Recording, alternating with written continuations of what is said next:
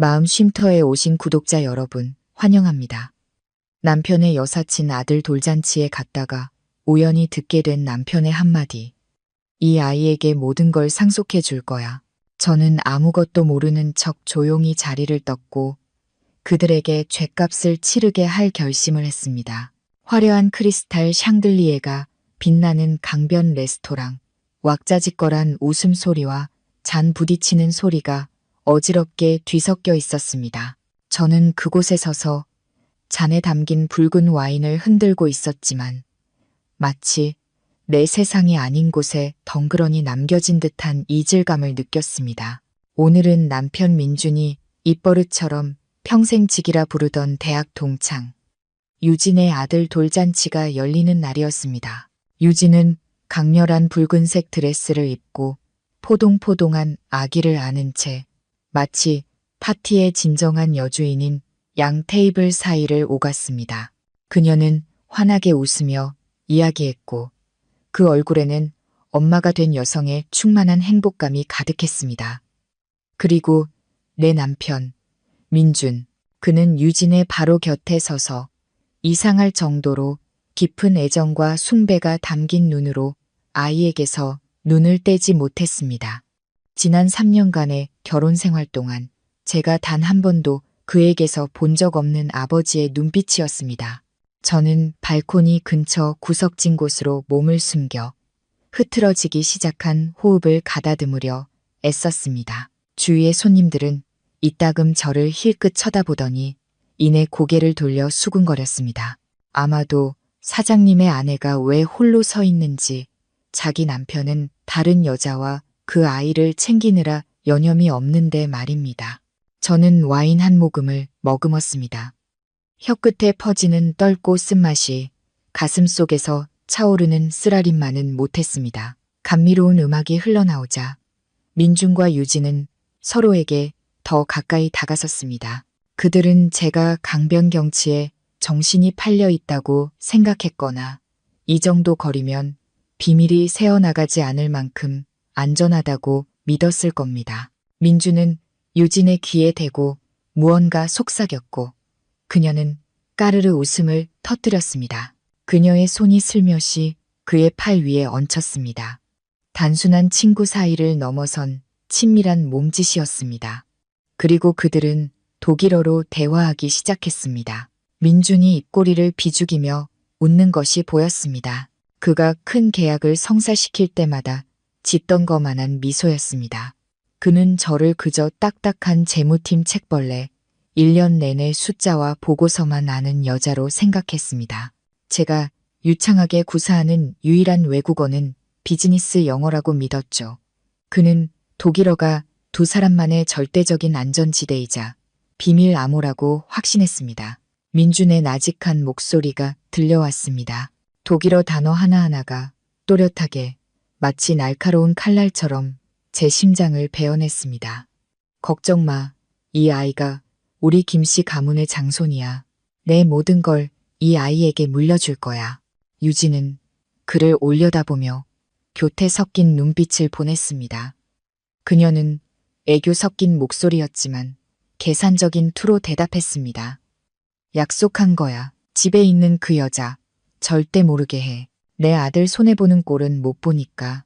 민주는 허어 웃으며 아이의 등을 가볍게 두드렸습니다. 그의 목소리에는 다정함이 가득했습니다. 그 여자가 어떻게 알겠어. 그냥 걸어 다니는 돈 버는 기계일 뿐인데 아이가 좀 더 크면 그때 깔끔하게 정리할게. 제 손에 들린 와인잔이 사정없이 떨렸습니다. 저는 바닥에 잔을 내동댕이 치고 싶은 충동을 억누르기 위해 온 힘을 다해 잔을 꽉 쥐었습니다. 등골을 타고 오르는 차가운 감각이 온몸으로 퍼져나가 순간적으로 몸이 마비되는 듯 했습니다. 결국 그의 눈에 저는 그저 도구, 돈 버는 기계에 불과했던 겁니다. 3년간의 부부의 연. 저는 그의 가족 회사가 파산 직전에서 일어서도록 제 모든 지혜와 인맥, 노력을 쏟아부었습니다. 현명한 아내, 효심 깊은 며느리가 되기 위해 제 청춘과 개인적인 취미까지 모두 희생했습니다. 심지어 그가 깊이 잠든 밤마다 몰래 독일어를 공부하기까지 했습니다. 저는 길고 긴 밤, 홀로 스탠드 불빛 아래 앉아 사전을 뒤적이고 회화 테이프를 듣던 날들을 떠올렸습니다. 제가 독일어를 배운 이유는 그가 수입하는 기술 서류 번역을 돕고 싶어서, 그의 일에 대한 부담을 나누고 싶어서, 결혼 기념일에 깜짝 놀라게 해주고 싶어서였습니다. 그런데 이제 와서 바로 그 언어가 제 결혼 생활의 사형 선고를 똑똑히 듣게 하는 도구가 되어버렸습니다. 저는 그들을 바라보았습니다. 기만으로 쌓아 올린 거짓된 행복에 잠겨있는 두 사람. 민주는 여전히 웃고 있었습니다. 예전에 제가 그토록 사랑했던 그의 미소가 이제는 역겹고 추악하게만 보였습니다. 그는 제가 이룩한 모든 것을 빼앗아 그의 정부와 사생아에게 바칠 계획을 세우고 있었습니다. 저는 깊은 숨을 들이쉬며 터져 나오려는 눈물을 억지로 삼켰습니다. 안 돼. 울면 안 돼. 지금 우는 것은 그들 눈에 저를 비참하고 나약하게 보이게 할 뿐이야. 나는 서연, 이 그룹의 최고 재무 책임자이자 혈맥을 쥐고 있는 사람이다. 누구도 내 자존심을 짓밟게 둘 수 없어. 손에 든 와인은 비었지만 마음은 계산과 증오로 가득 찼습니다. 저는 싸늘하게 입꼬리를 올렸습니다. 소름 끼치도록 차가운 미소였습니다. 언어 게임을 하고 싶다고. 좋아. 배신의 대가가 때로는 말로 할 필요조차 없다는 것을 보여주지. 저는 지나가던 웨이터의 쟁반 위에 빈잔을 내려놓았습니다. 잔 바닥이 금속 쟁반에 부딪히며 내는 건조하고 단호한 소리가 마치 제 머릿속에서 방금 내려진 결정 같았습니다. 연회장 안은 여전히 시끄럽고 활기찼습니다. 건배 소리, 백년해로를 기원하는 축사, 산모와 아이 모두 건강하길 바라는 덕담이 울려 퍼졌지만 이제 제게는 그 모든 것이 의미 없는 무성 영화의 한 장면일 뿐이었습니다. 저는 민준과 유진을 다시는 돌아보지 않았습니다. 그들의 존재는 이제 제 시야를 더럽힐 뿐이었습니다. 저는 레스토랑을 빠르게 빠져나왔습니다. 강변에서 불어오는 밤바람이 시원한 물기를 머금고 있었지만 가슴 속에 억눌린 분노의 열기를 식히기에는 역부족이었습니다. 저는 곧장 주차장으로 걸어가 익숙한 차 문을 열고 안으로 들어갔습니다. 차 안의 어둡고 고요한 공간이 저 안의 시끄럽고 거짓된 세상과 극명한 대조를 이루었습니다. 저는 조각상처럼 가만히 앉아 두 손으로 핸들을 꽉 쥐고 앞에 허공을 응시했습니다. 10분이 흘렀는지 아니면 한 세기가 흘렀는지 알 수 없었습니다. 그 10분 동안 제 심장은 마취 없는 수술을 받은 것처럼 극심한 고통 끝에 차갑게 식어버렸습니다. 저는 휴대폰을 꺼냈습니다. 화면이 밝아지며 작년 제주도 여행에서 민준과 함께 찍은 배경화면 사진이 나타났습니다. 사진 속에서 그는 환하게 웃으며 다정하게 제 허리를 감싸고 있었습니다. 지금 다시 보니 그저 지독한 조롱으로 느껴질 뿐이었습니다.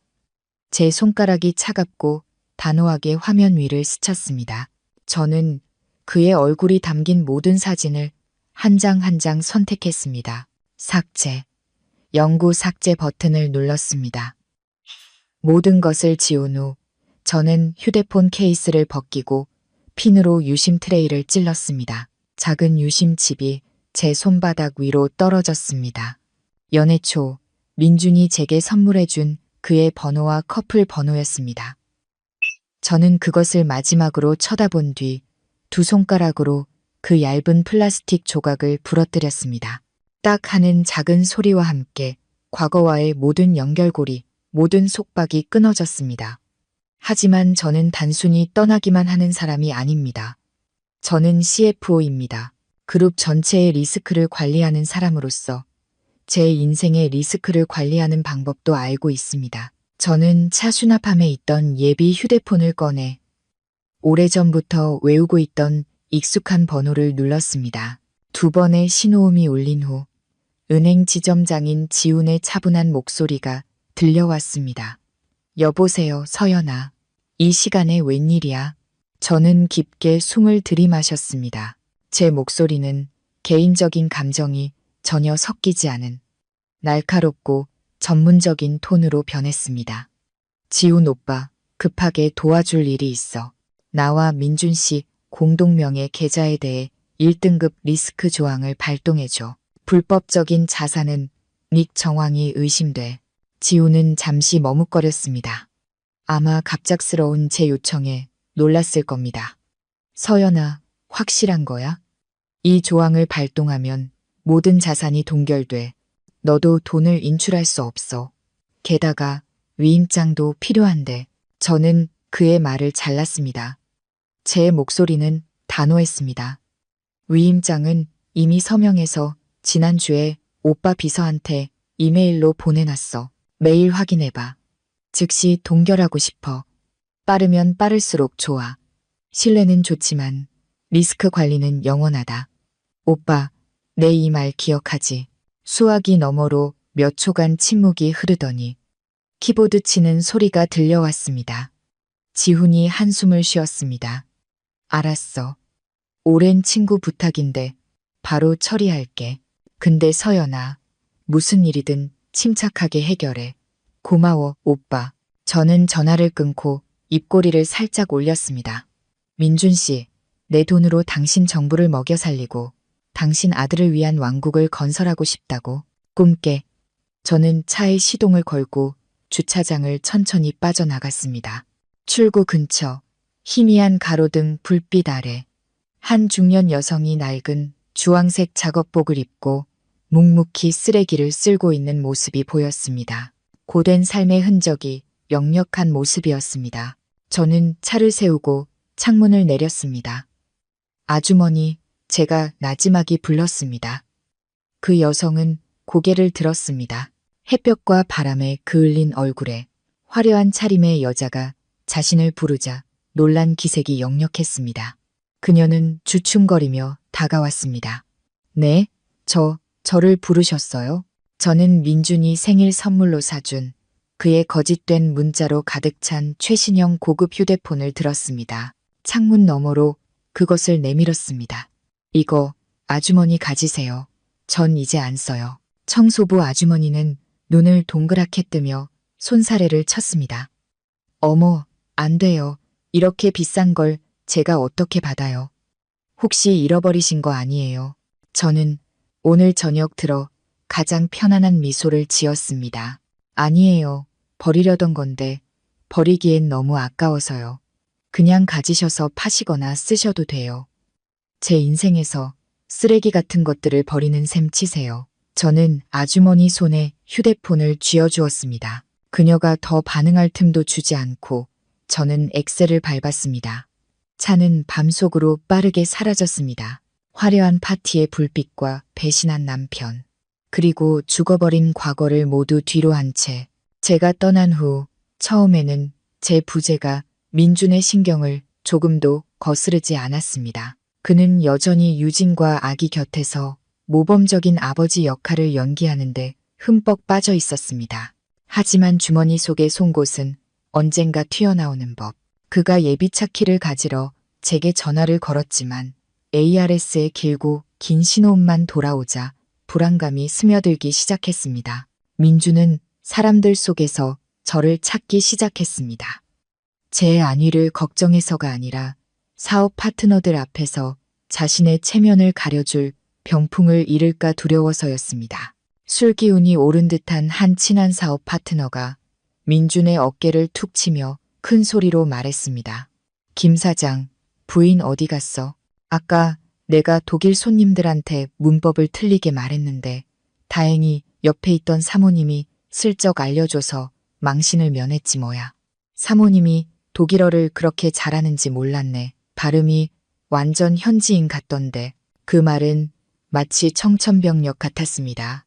민준의 입가에 머물던 미소가 순식간에 굳어버렸습니다. 독일어요? 그 사람이 독일어를 안다고요?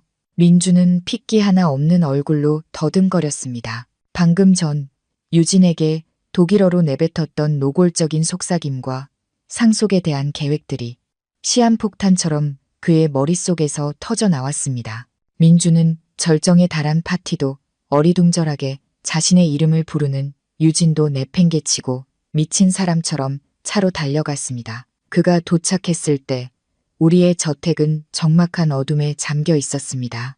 거실에서 새어나오던 따뜻한 노란 불빛도 끓이다만 된장찌개의 구수한 냄새도 매일 밤 남편을 기다리며 묵묵히 다림질하던 아내의 모습도 없었습니다. 집안을 감싼 침묵, 오랫동안 버려진 곳처럼 소름 끼치도록 차가운 침묵만이 흘렀습니다. 민주는 침실로 뛰어들어갔습니다. 제 옷은 옷장에 그대로 걸려 있었고 화장대에는 익숙한 화장품들이 가지런히 놓여 있었습니다. 모든 것이 평범해 보였지만 바로 그 평범함이 끔찍한 비정상적인 상황을 암시하고 있었습니다. 저는 마치 처음부터 존재하지 않았던 사람처럼 아무것도 가져가지 않았습니다. 혹은 이 장소가 너무나도 지긋지긋해서 먼지 한 톨조차 가져가고 싶지 않았던 것이겠죠. 그는 제가 매일 밤 장부를 정리하던 서재로 달려갔습니다. 넓고 깨끗한 오크 책상 위에는 먼지 한 점 없이 얇은 서류 봉투 하나만 덩그러니 놓여 있었습니다. 민주는 떨리는 손으로 스탠드를 켰습니다. 노란 불빛 아래 합의 이혼 신청서라는 글자가 눈에 들어왔습니다. 서류 끝에 적힌 제 서명은 단호하고 날카로웠으며 지난 3년간의 모든 정을 끊어내듯 힘차게 뻗어 있었습니다. 하지만 민준을 완전히 무너뜨린 것은 이혼 서류가 아니었습니다. 크리스탈 문진 옆에 놓여 있던 것이었습니다. 그것은 시간이 흘러 누렇게 변색되고 가장자리가 살짝 말려 올라간 낡은 영수증이었습니다. 그가 그것을 집어들었을 때 인쇄된 글자를 읽는 그의 눈이 휘둥그레졌습니다. 수강료, 영수증, 고급 독일어 과정, 수강생, 서연.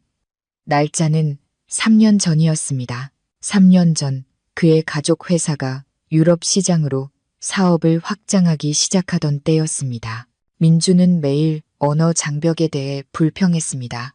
저는 남편과 부담을 나누고 싶다는 소박한 소망 하나로 그가 잠든 밤에 몰래 학원에 등록해 어려운 단어와 복잡한 문법을 익혔습니다. 저는 그것을 깜짝 선물로 그의 사업에 든든한 지원군이 되어줄 생각이었죠. 그런데 제 진심이 양날의 검이 되어 제 곁에 누워있던 남자의 검은 속내를 꿰뚫어 보게 만들 줄이야. 민주는 차가운 바닥에 주저앉았습니다. 영수증이 그의 손에서 떨어져 나와 가장 쓰라린 조롱처럼 책상 다리 아래로 나풀거리며 내려앉았습니다. 뒤늦은 후회가 그의 마음을 갉아먹기 시작했습니다. 그가 저를 사랑해서가 아니었습니다. 그가 책벌레라고 무시했던 아내가 사실은 모든 것을 오래전부터 꿰뚫어 보고 있었다는 사실을 깨달았기 때문이었습니다. 텅 빈 방 안에서 전화벨이 울려 퍼져 민준을 감싼 정적과 공포를 깨뜨렸습니다. 시어머니 박 여사였습니다. 민준은 떨리는 손으로 전화를 받았습니다. 말을 꺼내기도 전에 수화기 저편에서 날카로운 고함이 터져 나왔습니다. 민준이냐, 내 마누라, 지금 무슨 짓이야?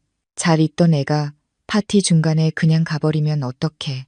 손님들이 물어보는데 내가 창피해서 얼굴을 들 수가 없었다. 애도 못 낳는 주제에 성질머리는 있어서는 내가 똑바로 안 가르치면 내가 가서 가르쳐야겠다. 민주는 이혼 서류에 대해서는 차마 말하지 못하고 몇 마디 얼버무리다 황급히 차를 몰아 종갓집으로 향했습니다. 시댁은 조용한 골목 깊숙한 곳에 자리 잡고 있었습니다. 묵직한 원목 가구와 늘 피어오르는 향 냄새가 위험 있으면서도 숨 막히는 분위기를 자아냈습니다. 박 여사는 자개상 앞에 앉아 뜨거운 찻잔을 들고 있었고 얼굴에는 살기가 가득했습니다. 그녀는 저를 단 한 번도 좋아한 적이 없었습니다. 제가 며느리로 들어온 첫날부터 말이죠.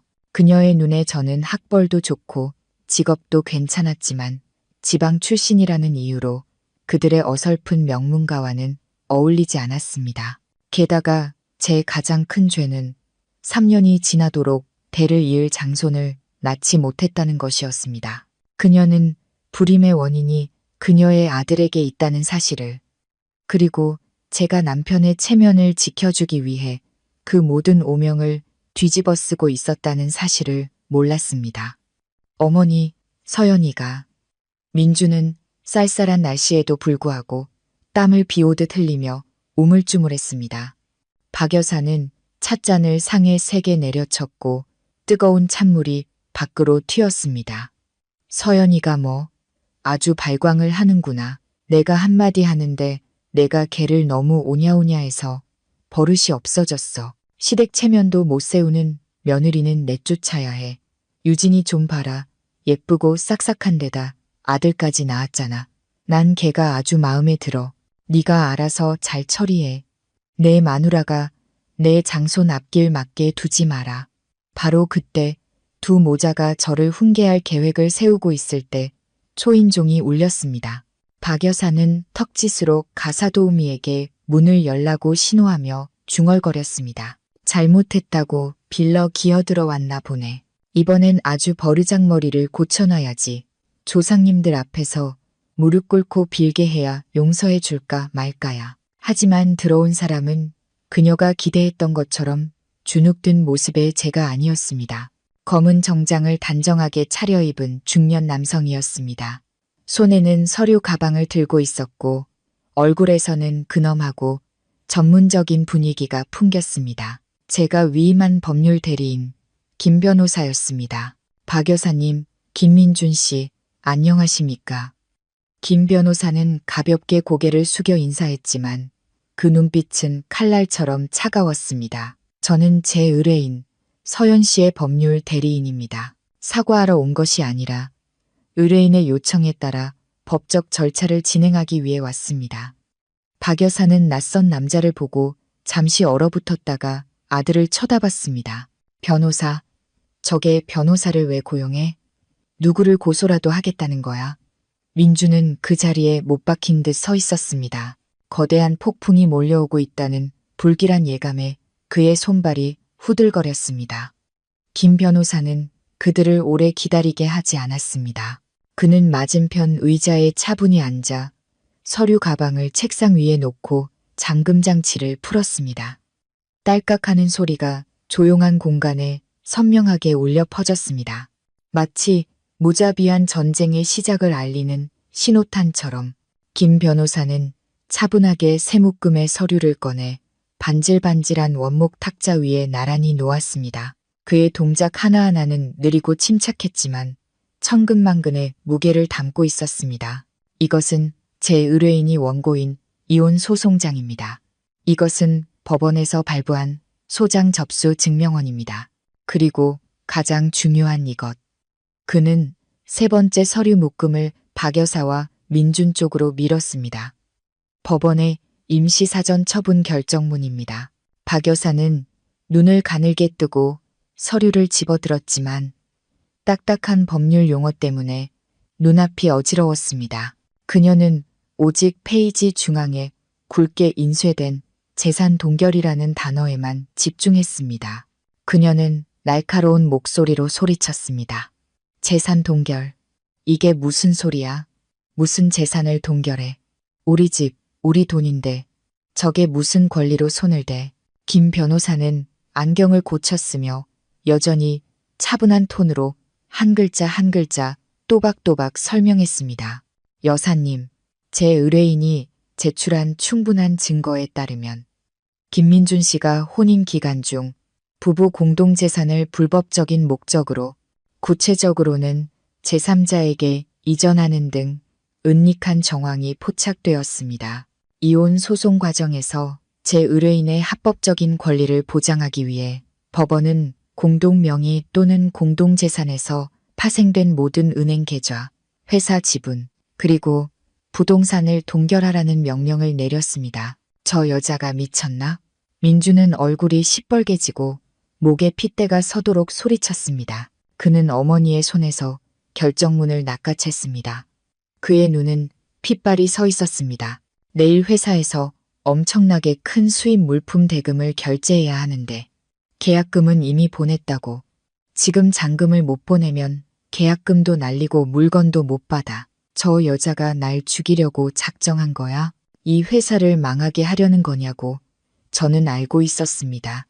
CFO로서 저는 회사의 자금 흐름을 민준을 포함한 그 누구보다 잘 알고 있었습니다. 내일이 해외 파트너에게 신용장 대금을 결제해야 하는 마지막 날이라는 것을 정확히 알고 있었습니다.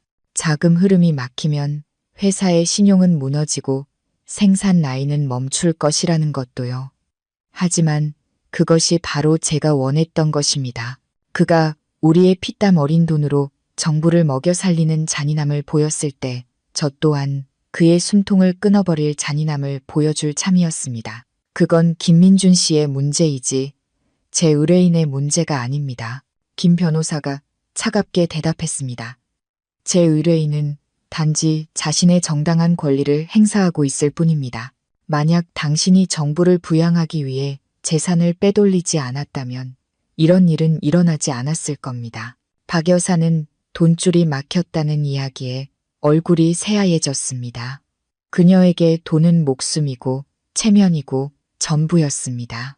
그녀는 떨리는 손으로 변호사를 가리켰습니다. 저게 감히 그 시골뜨기 계집애가 우리 집 밥 먹고 우리 집에서 살더니 이제 와서 주인을 물어? 내가 가서 아주 갈기갈기 찢어버릴 거야. 진정하세요, 어머니.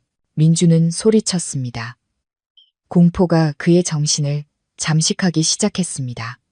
그는 회사에서 제 권력이 얼마나 막강한지 제가 무엇을 쥐고 있는지 잘 알고 있었습니다. 그는 변호사를 향해 목소리를 낮추며 어떻게든 상황을 수습하려 애썼습니다. 김 변호사님, 서연이한테 좀 전해 주십시오. 부부싸움은 칼로 물베기라고. 사업은 큰 문제이니 개인적인 감정으로 망치지 말자고요. 그녀가 원하는 건 뭐든지 들어줄 테니 소송을 취하하라고 전해 주십시오. 김 변호사는 미소를 지었습니다. 사교적인 미소였지만 연민이 가득했습니다. 유감이지만 김민준 씨, 제 의뢰인은 신뢰가 무너진 순간 모든 타협은 무의미하다고 말했습니다. 그녀는 당신이 맞춰주는 것을 원하지 않습니다. 단지 자신의 것을 되찾길 원할 뿐입니다.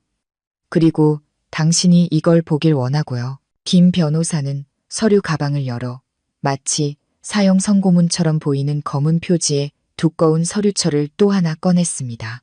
그는 한 장 한 장 넘겨 민준 모자 앞에 펼쳐 놓았습니다. 그것은 딱딱한 법률 서류가 아니라 숫자 하나, 날짜 하나, 이체 내역 하나까지 꼼꼼하게 기록된 상세한 지출 명세서였습니다. 이것은 지난 3년간 김민준 씨의 비정상적인 지출 내역 목록입니다. 제 의뢰인이 재무 보고서와 은행 거래 내역을 통해 정리한 것입니다.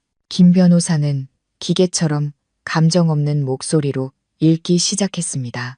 X월 15일 자동차 매장에 2억 원, 이체, 내역, 벤츠 2300 구매, 차량 등록명의자, 유진. 박 여사는 입을 떡 벌렸습니다. 2억이라는 숫자에 그녀는 정신이 아찔했습니다. 자신은 낡아빠진 옛날 차를 타고 다니는데 아들이 첩에게는 고급 외제차를 사주다니. 6월 20일 10억 원, 이체, 타워팰리스 고급 아파트 매매 대금 결제, 계약서 명의자, 유진. 10월 10일 현금 5천만 원 인출, P&J에서 다이아몬드 주얼리 구매, 올해 X월 X일 투자 신탁 계좌에 20억 원 입금. 수익자, 유진. 숫자 하나하나가 망치처럼 박 여사의 머리를 내리쳤습니다.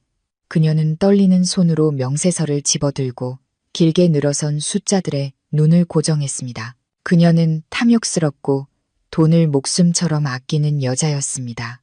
장손을 얻고 싶다는 욕심에 아들의 외도를 눈감아주면서도 그저 밥값이나 옷값 정도의 푼돈이 들 거라고 생각했습니다. 그런데 그녀의 착한 아들이 가산을 탕진하고 회사를 좀먹어가며 남의 여자를 위해 이렇게 헌신할 줄은 꿈에도 몰랐던 것입니다. 세상에 35억, 총 35억이 넘어 박 여사는 넋이 나간 목소리로 중얼거렸습니다. 민준아, 너 미쳤구나. 온 가족의 피땀 어린 돈을 그 여우 같은 년한테 다 갖다 바친 거야? 난 그냥 잠깐 바람 피우는 줄 알았지. 민주는 고개를 푹 숙인 채 어머니의 눈을 차마 마주 보지 못했습니다. 그는 차명 계좌와 유령 회사를 이용해 돈을 옮기면 제가 절대 모를 것이라고 생각했습니다. 그는 제가 누구인지 잊고 있었습니다. 김 변호사는 민준을 쳐다봤습니다. 그의 날카로운 눈빛이 민준의 속을 꿰뚫는 듯했습니다. 김민준 씨, 당신 아내가 누구인지 잊었습니까? 그녀는 최고의 리스크 컨트롤러 전문가입니다. 그녀는 당신 회사의 재무 혈맥을 쥐고 있습니다. 당신의 모든 행동, 당신이 어디로 돈을 보내고 무엇을 하는지, 동전 한 뼘까지 그녀는 손바닥 위에 놓고 보고 있었습니다. 그녀가 말하지 않은 것은 몰라서가 아니라 기다리고 있었기 때문입니다. 이 종양이 터지는 바로 오늘 한 번에 그리고 영원히 잘라내기 위해서요.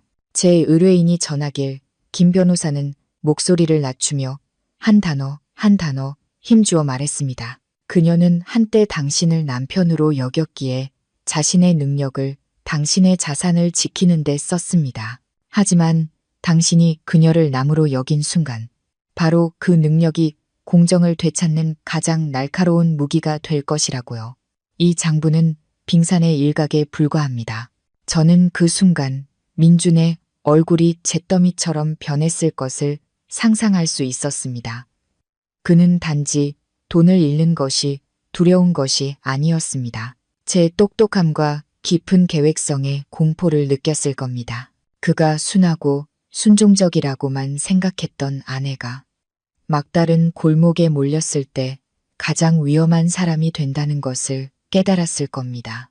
첩에게 수십억 원을 바친 사실이 드러나자 위험있던 종갓집의 공기는 마치 무덤 속처럼 숨막히게 변했습니다. 민주는 멍하니 앉아 있었습니다. 땀이 비오듯 흘러 그날 아침 제가 정성껏 다려준 명품 셔츠를 흠뻑 적셨습니다. 김 변호사는 거기서 멈추지 않았습니다. 그는 서류철의 마지막 페이지를 천천히 넘겼습니다. 그곳에는 작은 노란색 메모지가 끼워져 있었습니다. 그는 그것을 민준 쪽으로 밀며 낮지만 천근만근의 무게가 실린 목소리로 말했습니다.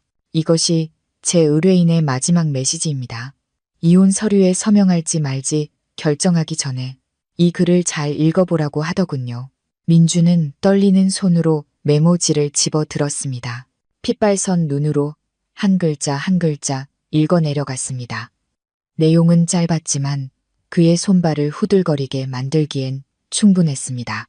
지난 3년간의 수입 계약서, 관련 탈세 및 회사 자금 횡령을 위한 허위 계산서, 발행 혐의, 부부의 정을 생각해서 일단 고발 서류에서는 이 내용을 제외했습니다. 민주는 메모지를 원목 탁자 위로 떨어뜨렸습니다. 종이가 나무에 부딪히는 소리가 소름 끼치도록 건조하게 울렸습니다. 그는 의자에 주저앉았습니다. 온몸이 진흙처럼 흐물흐물해졌습니다. 그는 깨달았습니다. 제가 그의 돈줄 뿐만 아니라 그의 사회적 생명과 자유까지 쥐고 있다는 것을요. 만약 이 어두운 서류 뭉치가 수사기관에 넘어간다면 그가 치러야 할 대가는 파산뿐만 아니라 차가운 감옥의 내 벽 안에서 보내야 할 수년의 세월이었습니다. 지난 3년간 재무이사로 일하며 저는 그의 애매한 접대비 지출을 눈감아 주었습니다. 사업의 관행이라고 생각했기 때문입니다. 하지만 저는 만일의 사태에 대비해 모든 증거를 남겨둘 만큼 현명했습니다. 이것을 남편을 해치는데 사용할 생각은 추호도 없었습니다. 하지만 그가 저를 절벽 아래로 무자비하게 밀어냈을 때 저는 이 증거들을 마지막 방패로 삼을 수밖에 없었습니다.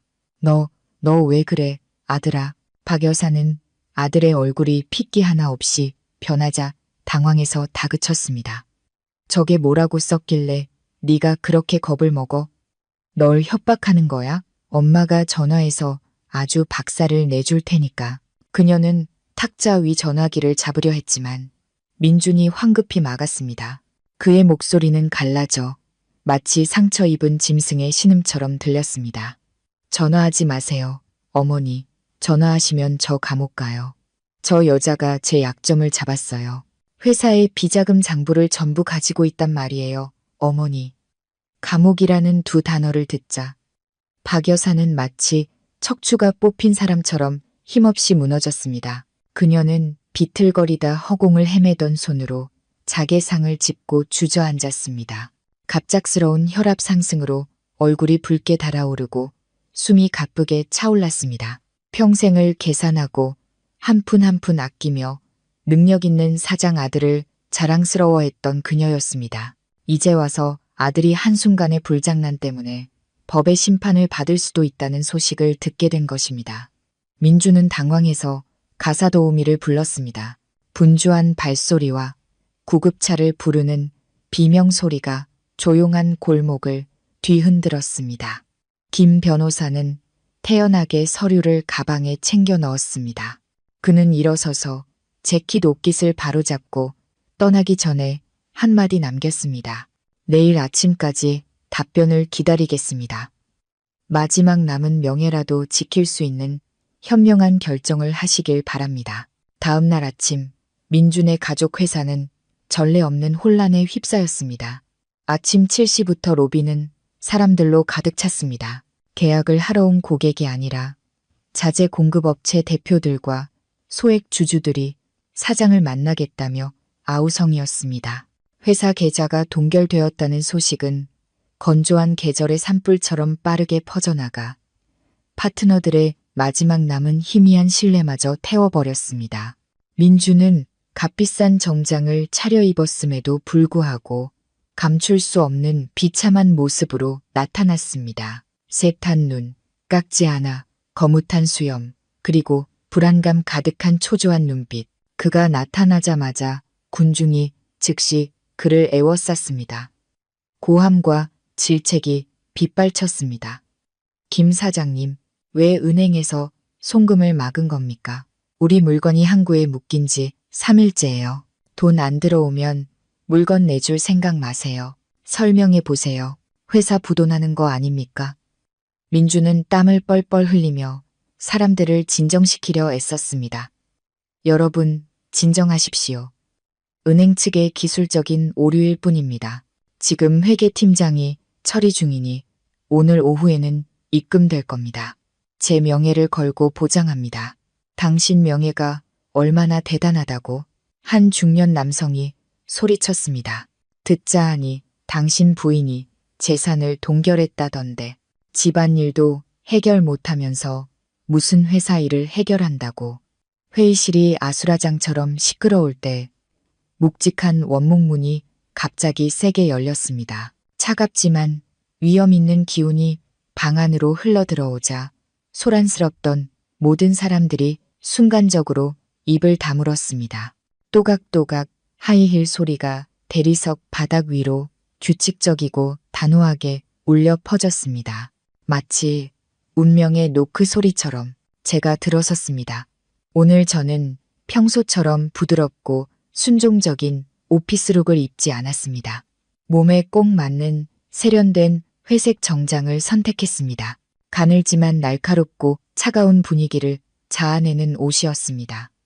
평소 길게 늘어뜨리던 머리는 깔끔하게 올려 묶어 피곤함을 가린 정성 들인 화장이 드러났습니다.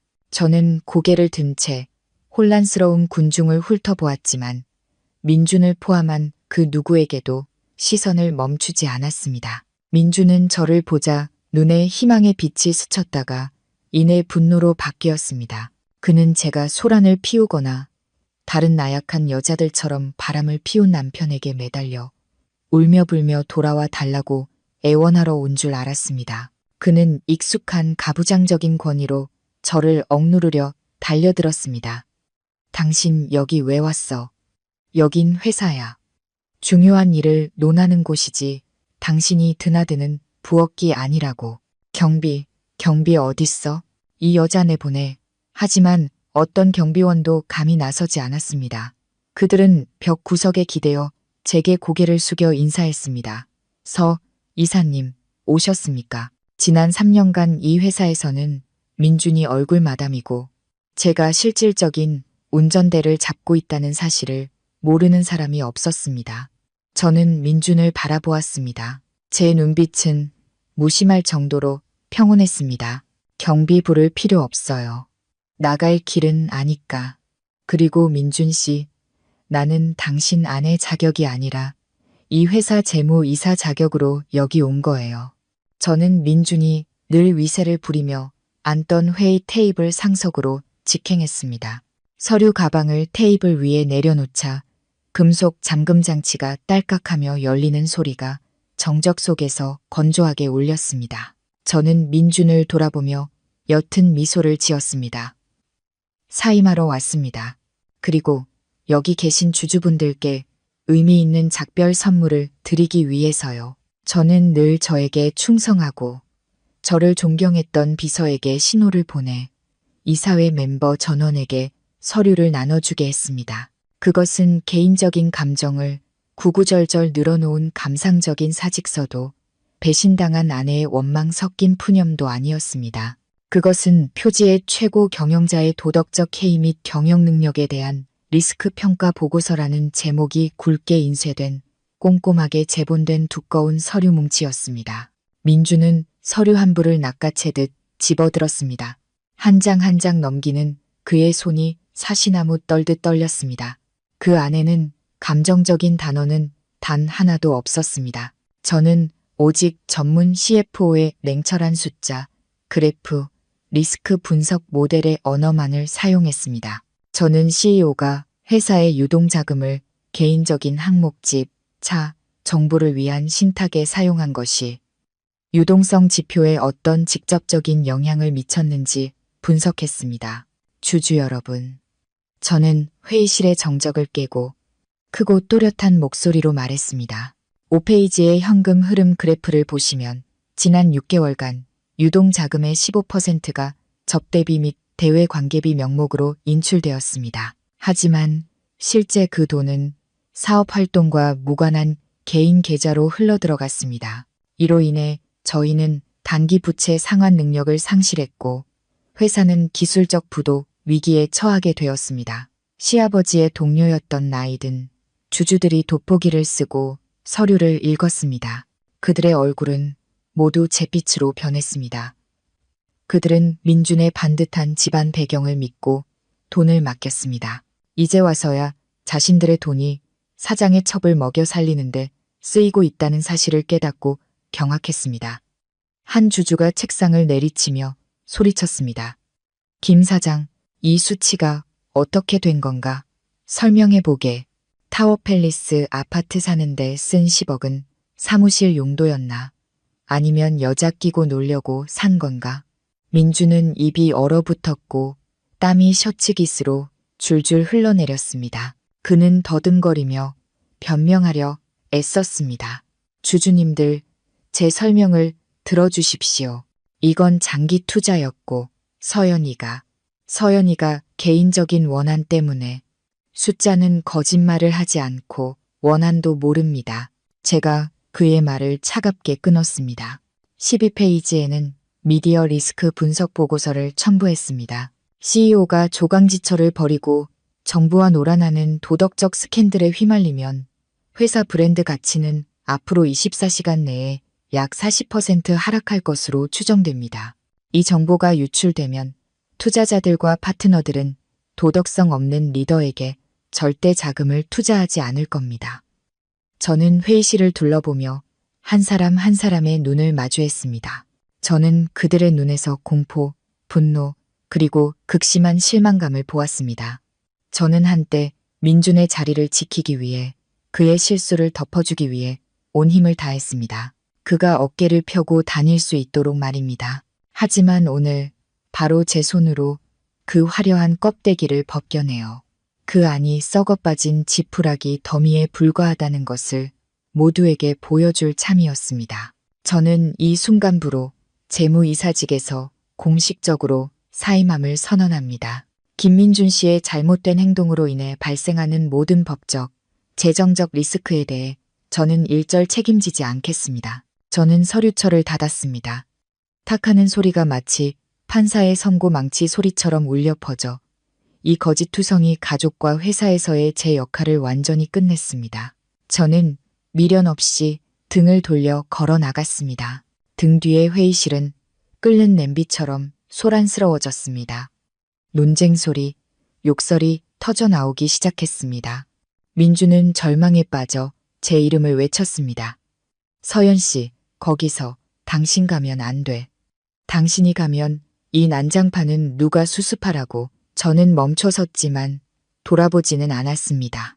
그저 입꼬리를 살짝 올렸습니다. 수습, 그건 당신 몫이죠. 늘 스스로를 기둥이자 유능한 후계자라고 자부하던 남자잖아요. 이제 뒤에서 란탄즈를 치워줄 제가 없으니 당신이 만든 이 엉망진창을 어떻게 해결하는지 한번 지켜보죠. 제가 문손잡이에 손을 얹는 순간 회의 테이블 끝에서 나직한 목소리가 들려왔습니다. 잠깐만 멈춰주시겠습니까? 서 이사님. 돌아보니 그는 젊지만 상당한 지분을 보유한 주주인이 이사였습니다. 이 이사는 평소 말이 없고 무의미한 논쟁에 거의 참여하지 않았지만 저는 그가 이 낡은 이사회에서 가장 예리한 통찰력을 가진 사람이라는 것을 알고 있었습니다. 그는 일어서서 재킷 옷깃을 바로 잡았습니다. 저를 바라보는 그의 눈빛에는 존중과 아쉬움이 가득했습니다. 이사님께서 사임하신다니 정말 유감입니다.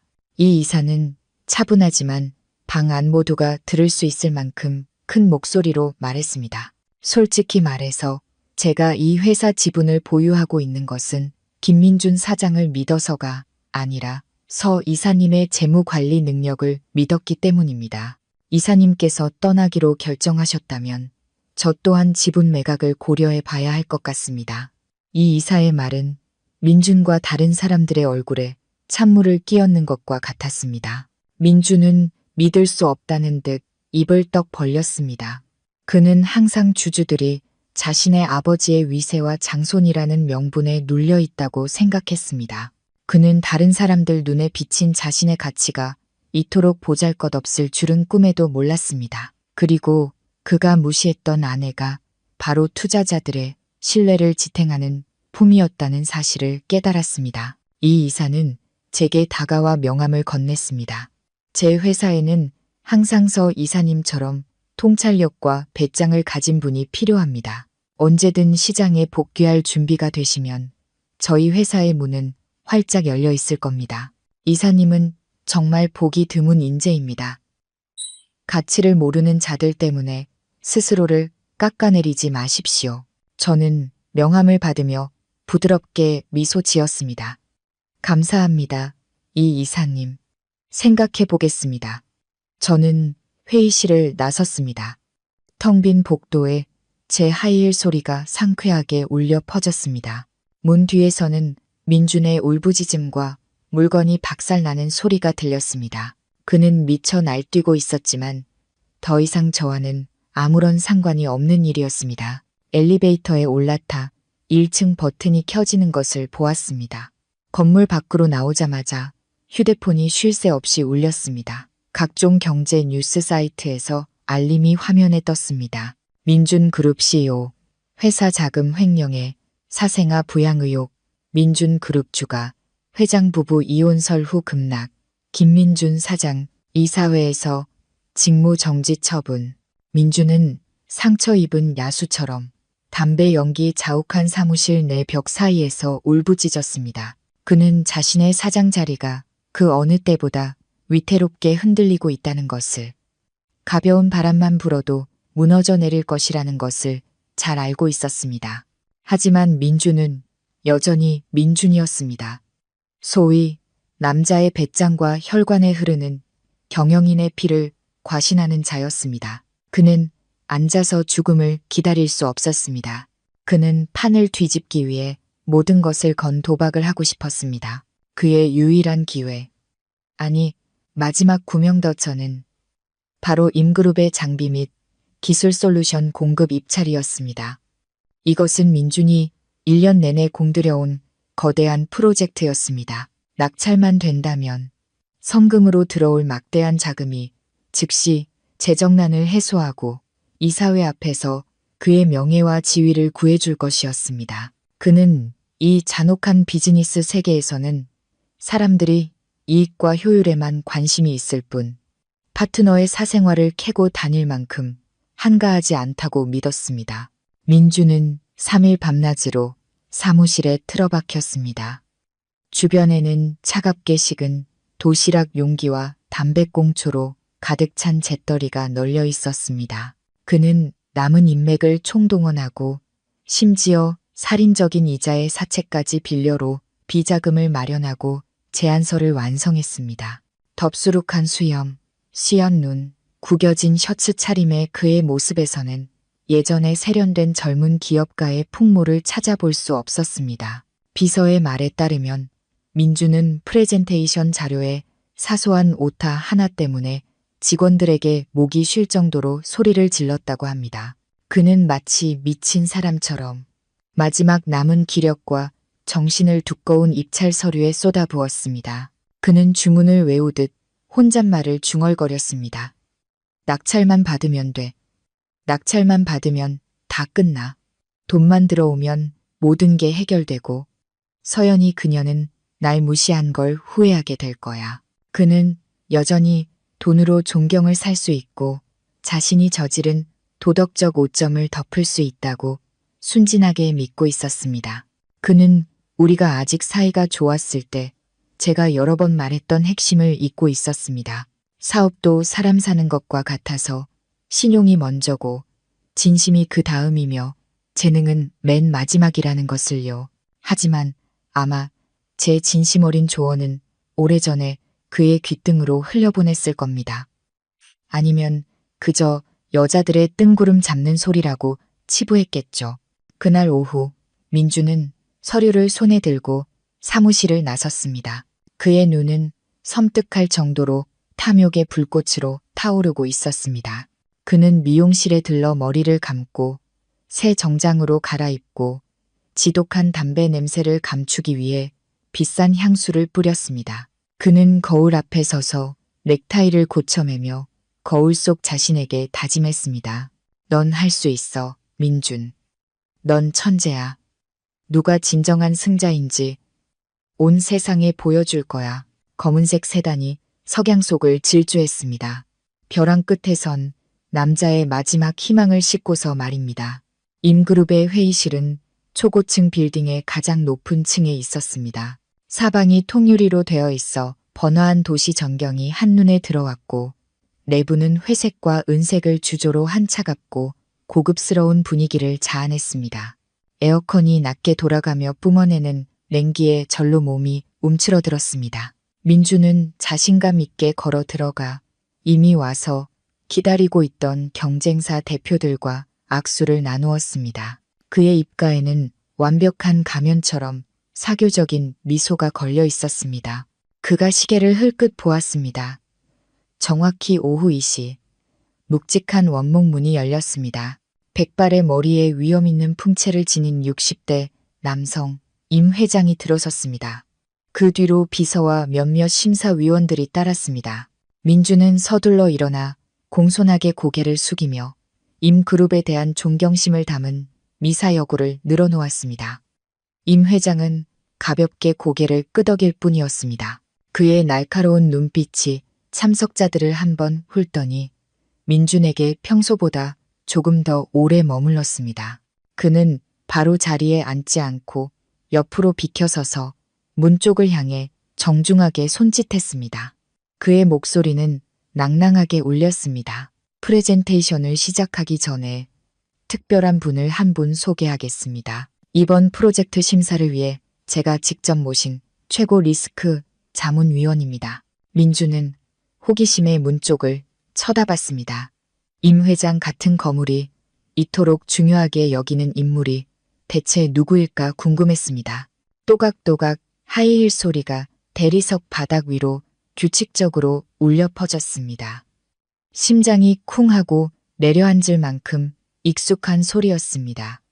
그리고 그 여인이 나타났습니다. 낯선 사람이 아니었습니다. 바로 저 서연이었습니다. 저는 몸매를 돋보이면서도 권위 있는 느낌을 주는 정교하게 재단된 순백의 정장을 입고 있었습니다. 검은 긴 머리는 깔끔하게 묶어 올렸고 가벼운 화장을 한 얼굴에서는 진정한 커리어우먼의 아우라가 풍겼습니다. 저는 안으로 들어서며 마치 낯선 사람을 보듯 무심하게 민준을 스쳐 지나갔습니다. 증오도 슬픔도 없이 오직 일에 대한 냉철함만이 존재했습니다. 민준은 그 자리에 얼어붙었습니다. 그의 입가에 걸려있던 미소가 굳어지더니 이내 일그러졌습니다. 그는 눈을 비볐습니다.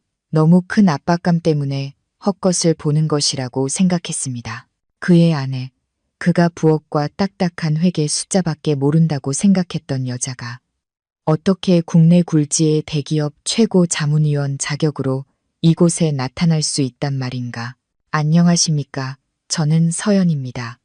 저는 미소를 지으며 모두에게 고개를 숙여 인사하고 임 회장 오른쪽 의자에 여유롭게 앉았습니다. 이 회의에서 가장 중요한 발언권을 가진 사람을 위한 자리였습니다. 임 회장은 제 어깨를 가볍게 두드리며 모두에게 말했지만 그의 시선은 민준을 향해 있었습니다. 아마 여러분은 모르시겠지만 작년에 서연 씨가 바로 유령 파트너사로부터 제가 수백억 원대 사기를 당할 뻔한 것을 막아주었습니다. 저는 그분께 큰 빚을 졌고 더 중요한 것은 그분의 사람 보는 눈과 리스크 평가 능력을 절대적으로 신뢰한다는 것입니다. 민주는 애써 평정을 되찾으려 했습니다. 그는 깊은 숨을 들이쉬고 억지 미소를 지으며 말했습니다. 임 회장님, 제 아내를 여기서 만나다니 정말 놀랍습니다. 하지만 회장님, 가정사는 사적인 문제입니다. 일에 있어서는 공정하고 객관적인 태도가 필요하다고 생각합니다. 저희 회사의 입찰 서류는 저는 그가 말을 끝내게 두지 않았습니다. 길고 가는 손가락을 살짝 들어 단호하게 그의 말을 끊었습니다. 저는 앞에 놓인 서류철을 열고 붉은색 그래프가 그려진 종이를 꺼내 테이블 중앙으로 가볍게 밀었습니다. 제 행동은 가벼웠지만 고요한 공간 속에서 그것은 마치 사형 선고와 같은 무게를 지니고 있었습니다. 민준 씨, 여기엔 당신 집안 사람은 아무도 없습니다. 제 목소리는 맑았지만 얼음장처럼 차갑게 울렸습니다. 저는 독립적인 리스크 자문위원 자격으로 이 자리에 앉아 있습니다. 그리고 리스크 관리의 첫 번째 원칙은 숫자는 거짓말을 하지 않는다는 것입니다. 저는 그래프를 가리키며 민준의 눈을 똑바로 쳐다보며 말을 이었습니다. 최신 재무능력 심사 보고서에 따르면 기업 대표인 당신의 개인 신용도는 현재 마이너스 수준입니다. 사업 목적 외 지출로 인해 영업 현금 흐름에 심각한 적자가 발생했으며 담보 자산은 법적 분쟁 상태로 법원에 의해 동결되어 있습니다. 이렇게 높은 리스크를 가진 회사에 이 프로젝트를 맡기는 것은 투자가 아니라 자살 행위입니다. 민준의 얼굴에서 핏기가 가셨습니다. 그는 쓰러지지 않기 위해 두 손으로 테이블 가장자리를 꽉 잡았습니다. 그는 마지막 남은 체면이라도 지키려는 듯 더듬거렸습니다. 당신, 이건 사적인 원한이야. 이를 이용해서 나한테 복수하는 거라고. 임 회장님, 저 여자가 지금 모함하는 겁니다. 제 회사는 정상적으로 운영되고 있고 자금 흐름은 일시적인 문제일 뿐입니다. 그때서야 임 회장이 천천히 입을 열었습니다. 그의 목소리는 수많은 풍파를 겪은 사람의 위엄을 담고 있었습니다. 김 사장, 나는 평생 사업을 해온 사람이야. 내가 가장 중요하게 생각하는 것은 이익이 아니라 신용일세. 조강지처. 평생을 함께한 아내마저 배신하고 계산적으로 구는 남자가 어떻게 파트너에게 충성을 보장할 수 있겠나?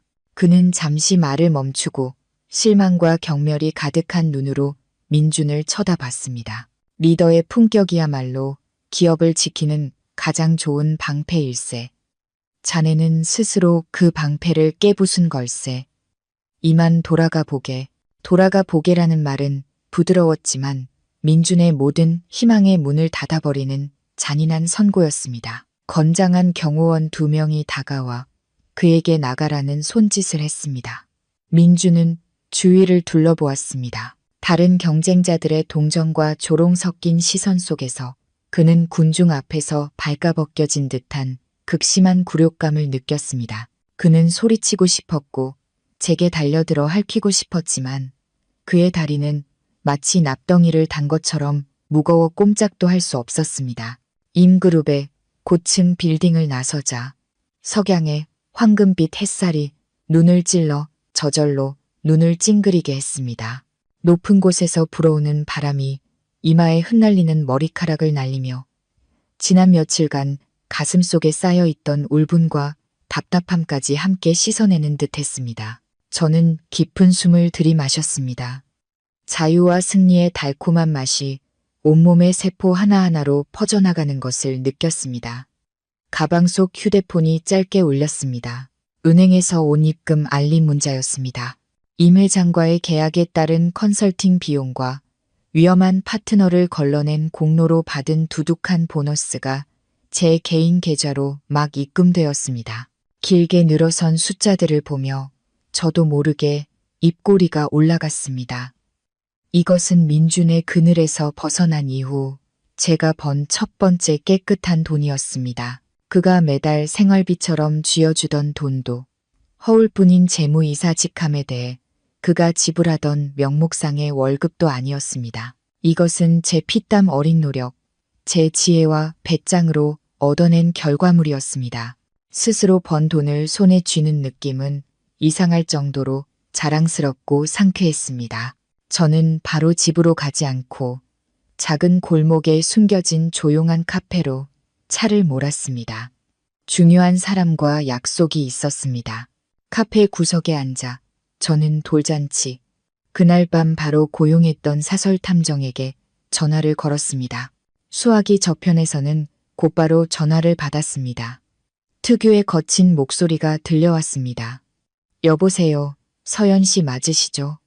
마침 전화 드리려던 참이었습니다. 아주 흥미로운 소식이 있습니다. 말씀하세요. 듣고 있습니다. 저는 레모네이드 잔을 가볍게 저으며 녹아내리는 얼음 조각들을 바라봤습니다. 마음은 이상할 정도로 평온했습니다. 그 유진이라는 여자 말입니다. 탐정의 목소리에 은근한 조롱기가 섞여 있었습니다. 프로필이 아주 그림같이 예쁘더군요. 독일 유학파 출신의 유복한 집안, 부동산 사업까지. 하지만 아시잖아요. 이 바닥에서 너무 완벽한 건 보통 가짜라는 거. 제가 좀 더 깊이 파보니 아주 재미있는 것들이 많이 나오더군요. 저는 숟가락을 살짝 쥐었습니다. 곧 끔찍한 진실과 마주하게 될 것이라는 예감이 들었습니다. 구체적으로 뭐죠? 유학파는 무슨? 그 졸업장은 남대문 시장에서 50만 원이면 사는 겁니다. 예전에는 강남 룸살롱에서 일하다가 한동안 잠적하더니 재벌가 딸 행세를 하며 나타난 거죠. 하지만 이게 진짜 중요한 겁니다. 탐정은 누가 들을세라 목소리를 낮췄습니다. 요청하신 대로 아이와 남편분의 머리카락 샘플을 확보했습니다. 지금 DNA 검사 결과를 기다리는 중인데 제 직업적 경험으로 볼 때 큰 드라마 한 편 볼 준비를 하셔야 할 겁니다. 아무래도 피해자가 서연 씨 한 분만이 아닌 것 같군요. 그게 무슨 뜻이죠? 제가 다그쳐 물었습니다. 소위 베이비 파밍, 즉 고급 대리 출산 전문 조직이 있습니다. 대를 이을 아들을 간절히 원하는 재벌들을 사냥감으로 삼아 완벽한 시나리오로 덫에 빠뜨리는 거죠. 이 유진이라는 여자한테서 전문가 냄새가 아주 진하게 납니다. 이틀 안에 상세한 자료와 DNA 결과를 보내드리겠습니다. 저는 전화를 끊고 창밖을 내다봤습니다. 늙은 플라타너스 나뭇잎이 지고 있었습니다. 노란 잎들이 바람에 흩날리다 땅으로 떨어지며 새로운 새싹에게 자리를 내어주고 있었습니다. 등골이 오싹했지만 그것은 두려움 때문이 아니라 큰 먹잇감을 곧 잡게 될 사냥꾼의 흥분 때문이었습니다. 장손이라는 화려한 명분 뒤에는 이토록 어둡고 추악한 진흙탕이 숨겨져 있었던 것입니다. 나중에 상류층 친구들의 말을 통해 저는 시어머니가 겪어야 했던 굴욕의 전모를 알게 되었습니다. 그날 저녁 박 여사는 자신의 허황된 체면을 지키기 위해 필사적이었습니다. 그녀는 가장 비싼 에메랄드 보석 세트를 착용했습니다. 화장대 앞에 앉아 짙은 붉은색 립스틱을 덧바르며 회사가 어렵더라도 자신에게는 장손이라는 방패가 있다고 스스로를 안심시켰습니다. 그녀는 이 허영심 가득한 명예의 세계에서는 대를 이을 후손만 있으면 모든 것을 가진 것이라고 믿었습니다. 그녀는 차에서 내려 도시의 가장 귀부인들이 모이는 5성급 호텔의 화려한 연회장으로 고개를 꼿꼿이 세우고 들어섰습니다. 그녀는 사람들이 자신을 둘러싸고 축하하며 곧 손주를 안게 될 자신을 부러워하는 모습을 상상했습니다. 하지만 기대와는 달리 박 여사가 문을 들어서는 순간 연회장의 분위기가 이상하게 가라앉았습니다. 왁자지껄하던 웃음소리가 텄고 그 자리에는 동정 어린 시선, 엿보는 눈길, 그리고 악의적인 수군거림이 가득했습니다. 평소 언니, 동생 하던 사모님들은 그녀를 피하며 구석에 모여 이따금 그녀를 힐끗 쳐다보며 입을 가리고 비웃었습니다. 박 여사는 멈칫했습니다. 입가에 걸려있던 사교적인 미소가 굳었고 막연한 불안감이 마음속에 스며들었습니다. 그녀는 마치 군중 속에서 벌거벗은 채 속마음까지 꿰뚫어 보이는 듯한 기분이었습니다. 그녀는 이 어색한 분위기를 깨기 위해 아는 사람들에게 다가가 인사를 건네려 했습니다. 박 여사가 극도로 당황하고 있을 때 사모님 모임에서 그녀와 앙숙이었던 최 여사가 여유롭게 다가왔습니다. 최 여사는 손에 든 부채를 살랑거리며 칼날처럼 날카로운 미소를 띤 채 빈정거렸습니다. 어머, 박 여사, 듣자 하니 집에 경사가 있다면서 새 며느리가 아주 대단하더라. 지금 단톡방마다 그 사진이 난리던데. 최 여사는 말하며 모두가 볼 수 있도록 휴대폰을 높이 들어 보였습니다. 화면에는 유진이 얇은 슬립 차림으로 민준 옆에서 선정적인 포즈를 취하고 있는 사진이 있었습니다. 병원에서 찍은 사진이었습니다.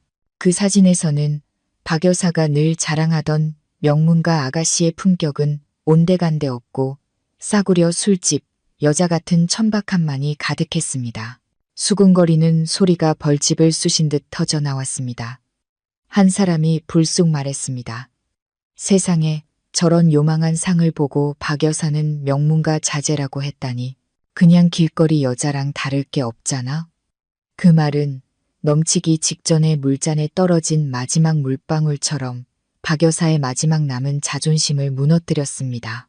그녀는 눈앞이 캄캄해지고 피가 머리로 쏠려 귀가 멍멍해졌습니다. 그녀는 최 여사의 손에 들린 휴대폰을 낚아채려 달려들며 소리쳤습니다. 입 닥쳐, 이 거짓말쟁이야. 우리 집에 장손이 생기니까 배 아파서 모함하는 거지. 하지만 최 여사는 재빨리 몸을 피했고 박 여사는 중심을 잃고 비틀거리다 바닥에 넘어질 뻔했습니다. 배 아파서 자기 꼴 좀 봐. 최 여사는 비웃으며 휴대폰을 가방에 넣었습니다. 난 손주 없는 게 낫지. 저런 굴러먹던 여자를 들여서 집안 망신시키는 것보단 손주의 눈이 멀어서 아주 정신이 나갔구나. 박 여사. 저런 년이 뼈까지 발라먹는지 어디 한번 두고 보자고.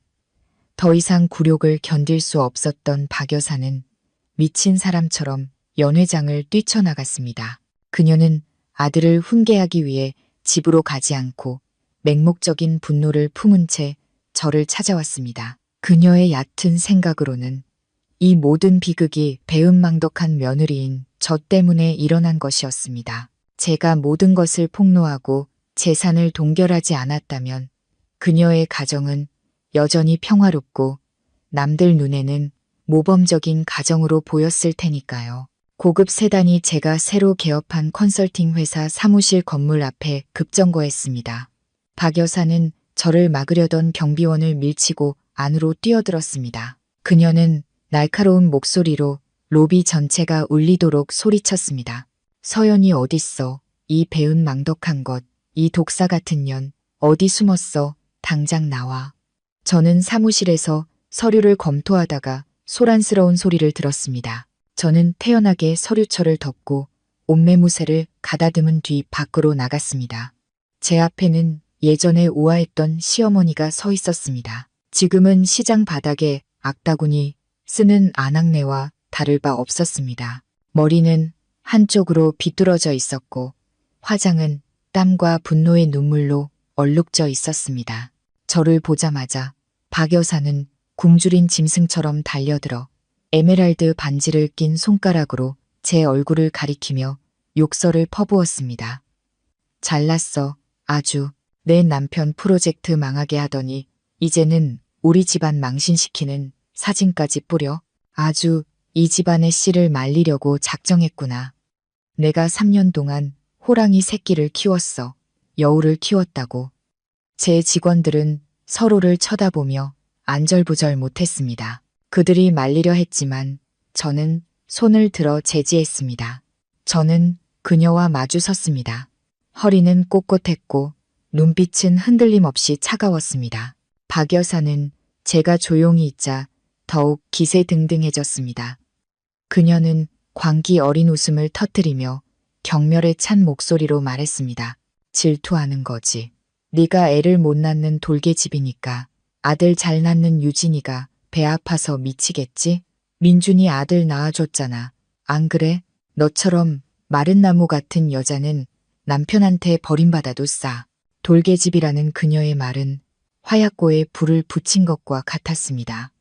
이 여자에게 남겨두었던 마지막 존중심마저 불태워버렸습니다. 지난 3년 동안 저는 그녀 아들의 허황된 남성적 자존심을 지켜주기 위해 온갖 험담을 견디고 혀가 마비될 정도로 쓴 한약을 수백 첩이나 마셨습니다. 그런데 오늘 그녀가 감히 제 직원들 앞에서 제 아픔을 끄집어내 짓밟는다면 저 또한 더 이상 체면을 차릴 필요가 없었습니다. 저는 한 걸음 다가가 박 여사의 얼굴에 바싹 다가섰습니다. 핏발선 그녀의 눈을 똑바로 쳐다봤습니다. 제 목소리는 낮아졌지만 한 단어가 또렷하고 강철처럼 단단했습니다. 누구 보고 돌개집이라고 하셨죠? 눈 똑바로 뜨고 보세요. 당신 집안에서 누가 문제인지. 저는 책상으로 돌아서서 비닐 코팅된 낡은 검사 결과지 한 장을 꺼내 박 여사 바로 앞 책상 위로 던졌습니다. 저는 큰 소리로 말했습니다. 이건 3년 전 당신 아들의 정액 검사 결과지예요. 기형 정자 비율이 90%에 달해 자연 임신 가능성이 거의 0에 가깝다고 나와 있죠. 의사 소견서에 똑똑히 적혀 있는데 글을 못 읽으세요? 아니면 모든 죄를 제게 뒤집어 씌우려고 일부러 못 본 척 하시는 건가요? 박 여사는 얼어붙었습니다. 떨리는 손으로 서류를 집어들었습니다. 전문적인 수치들은 이해하지 못했을지 몰라도 의사의 결론 부분은 한 글자도 빼놓지 않고 읽었을 겁니다. 그녀는 더듬거렸습니다. 얼굴이 붉은색에서 새하얗게 변했습니다. 아니야, 그럴 리 없어. 우리 민준이는 저렇게 건강한데 건강하다고요? 저는 씁쓸하게 웃었습니다. 이 사실을 숨겨달라고 애원한 건 바로 당신과 당신 아들이었어요. 아들 대신 저에게 한약을 마시게 하고 그의 무능함을 감추기 위해 사방팔방으로 절을 하러 다니게 한 것도 당신이었죠. 저는 부부의 정 때문에 애 못 낳는 독한 년이라는 오명을 감수했어요. 그런데 오늘 감히 여기서 저를 모욕하세요. 사무실은 쥐 죽은 듯 조용했습니다. 바늘 떨어지는 소리도 들릴 정도였습니다. 모든 시선이 박 여사에게 쏠렸습니다. 더 이상 호기심이 아니라 극도의 경멸이었습니다. 그녀는 뒷걸음질 쳤습니다. 다리가 휘청거렸고 입에서는 의미 없는 소리만 새어 나왔습니다. 이 적나라한 진실은 제게 씌워진 누명을 벗겨주었을 뿐만 아니라 그녀가 맹신하던 고귀한 혈통에 대한 믿음의 정면으로 날아간 강펀치였습니다. 그녀는 입을 벌려 무언가 말하려 했습니다. 제가 거짓말을 한다고 소리치고 저 종이를 찢어버리며 현실을 부정하고 싶었을 겁니다. 하지만 목이 꽉 막혀 고장난 라디오처럼 탁한 소리만 낼 뿐이었습니다. 그녀의 몸속 피가 얼어붙는 듯 했습니다. 얼굴이 붉은색에서 핏기 하나 없는 창백한 색으로 변했습니다. 저는 그녀를 바라봤습니다. 마음속에는 한치의 동정심도 잃지 않았습니다. 지난 3년간 그녀가 제게 억지로 먹였던 혀가 마비될 정도로 쓰디쓴 검은 한약 사발들이 떠올랐습니다. 제사 때마다 그녀가 제 얼굴에 던졌던 독한 나무는 열매를 맺지 못하고 독한 여자는 아이를 낳지 못한다는 비아냥과 질책이 떠올랐습니다. 결국 모든 것이 제가 희생양이었고 그녀와 그녀의 아들이 잔인한 연출가였던 희비극에 불과했던 것입니다.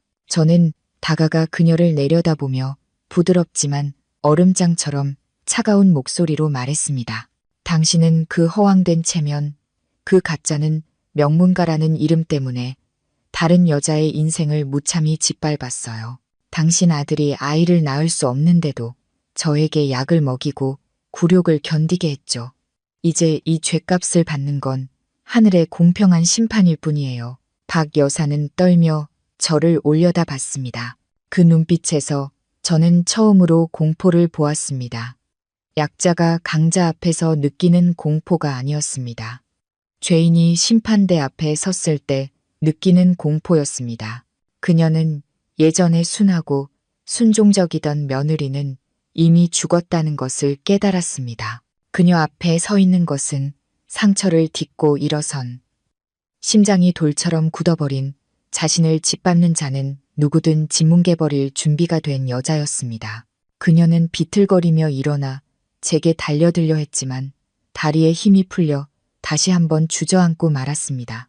제 직원들은 그녀를 혐오와 경멸이 가득한 눈으로 쳐다봤습니다. 약속이라도 한 듯 그들은 슬금슬금 뒤로 물러났습니다. 마치 그녀의 추악하고 거짓된 모습이 자신들에게 오물까 두려워하는 것 같았습니다. 저는 경비원들을 돌아보며 태연하게 말했습니다. 손님 좀 내보내주세요. 사무실은 일하는 곳이지 외부인이 와서 난동을 부리는 시장이 아닙니다. 계속 소란을 피우시면 그냥 경찰서에 신고하세요. 건장한 경비원 2명이 다가와 쓰레기 포대를 들듯 박 여사의 양팔을 잡아 일으켰습니다. 그녀는 더 이상 저항할 기력도 없이 2 팔을 늘어뜨린 채 그들에게 끌려 나갔습니다. 그녀의 하이힐이 바닥에 끌리며 애처로운 소리를 냈습니다. 방금 전까지만 해도 기세등등하게 들어왔던 고귀하고 도도한 여인이 이제는 거지처럼 쫓겨나는 모습이 참으로 비참했습니다. 3일이 3세기처럼 더디게 흘렀지만 마침내 제가 기다리던 특급 우편 봉투가 책상 위에 놓였습니다. 밖에는 장대비가 쏟아지고 있었습니다. 빗방울이 유리창을 세차게 때리며 도시의 모든 먼지를 씻어내려는 듯했습니다. 저는 봉투를 들어 안에 든 서류 뭉치의 두께를 느끼며 이상할 정도로 차분한 마음을 유지했습니다. 저는 종이칼로 단호하게 봉투를 가르고 서류철을 꺼냈습니다. 새 종이 냄새와 잉크 냄새가 코를 찔렀습니다. 저는 한 장 한 장 넘기며 복잡한 의학 용어와 어지러운 유전자 분석 그래프를 훑어보았습니다. 제 시선은 마지막 페이지, 감정기관의 붉은 직인이 찍히고 친자관계 성립 안함이라는 결론이 굵게 인쇄된 곳에서 멈췄습니다. 저는 소리내어 웃었습니다. 텅 빈 방 안에 웃음소리가 울려 퍼졌습니다. 쓰라리면서도 비극적인 웃음이었습니다. 역시나 여자의 직감, 리스크 관리 전문가의 계산은 단 한 번도 틀린 적이 없었습니다. 민주는 조강지처를 버리고 수년간 쌓아온 경력을 버리고 자신과 가족의 명예까지 버렸습니다. 단지 남의 자식, 다른 사람의 작품을 얻기 위해서 말입니다. 저는 아기를 품에 안고 환하게 웃던 민준의 얼굴. 그가 아이에게 보냈던 숭배에 가까운 눈빛을 떠올렸습니다. 박 여사가 사방에 금지옥역 같은 장손이라고 자랑하고 다니던 모습도 기억났습니다. 모든 것이 한편의 희극. 그들이 가장 순진한 배우였던 어처구니 없는 연극이었습니다. 사람들에게 조종당하면서도 자신들이 명예의 정점에 서 있다고 착각했던 것입니다. 휴대폰이 울렸습니다. 사설 탐정의 음성 메시지였습니다. 그의 목소리는 흥분되어 있었습니다. 서연 씨, 결과 보셨습니까? 제 예측대로죠. 한치의 오차도 없네요. 그리고 제가 서류철에 선물 하나 더 넣어드렸습니다. 그 천년의 신상 명세서 꼼꼼히 읽어보세요. 이 드라마 보면 볼수록 흥미진진하다니까요. 저는 서류철의 첫 페이지로 돌아갔습니다. 유진의 증명사진과 이력서가 붙어 있는 곳이었습니다. 탐정이 수집한 정보는 저를 소름 돋게 만들었습니다. 그녀의 순수하고 연약해 보이는 외모 뒤에는 어두운 과거와 평범한 사람은 상상하기 힘든 정교한 사기, 조직망이 숨겨져 있었습니다. 유진은 길을 잃은 불쌍한 여자도 민준의 진정한 사랑도 아니었습니다. 그녀는 소위 베이비 파밍, 즉 고급 대리 출산 사기 조직의 중요한 연결고리였습니다. 이곳은 젊고 아름다운 여성들이 대를 이을 아들을 간절히 원하는 재벌들을 사냥하기 위해 체계적으로 훈련받는 추악한 지하 세계였습니다. 그들은 남아선호 사상, 부유하지만 불임인 가정의 후계자에 대한 갈망을 파고들었습니다. 그들은 유학생, 유복한 집안의 딸, 실수로 임신했지만 명분은 필요 없다는 완벽한 시나리오를 만들어 먹잇감을 덫으로 유인했습니다. 그리고 바람기 많고 어머니로부터 자식 압박을 받던 민주는 그들이 만난 가장 살찐 먹잇감이 되었습니다. 탐정이 보낸 서류를 깊이 읽을수록 민준이 맹목적으로 뛰어든 그 세계가 역겹게 느껴졌습니다. 보고서는 유진과 그 일당의 정체를 낱낱이 파헤쳤습니다. 그녀는 민준이 늘 자랑하던 것처럼 독일에 유학 간 적이 없었습니다. 사실 유진은 가난한 시골 출신으로 일찍 학업을 그만두고 도시로 올라와 클럽에서 일했습니다. 그곳에서 그녀는 재벌 사냥 전문 마담의 눈에 띄었습니다.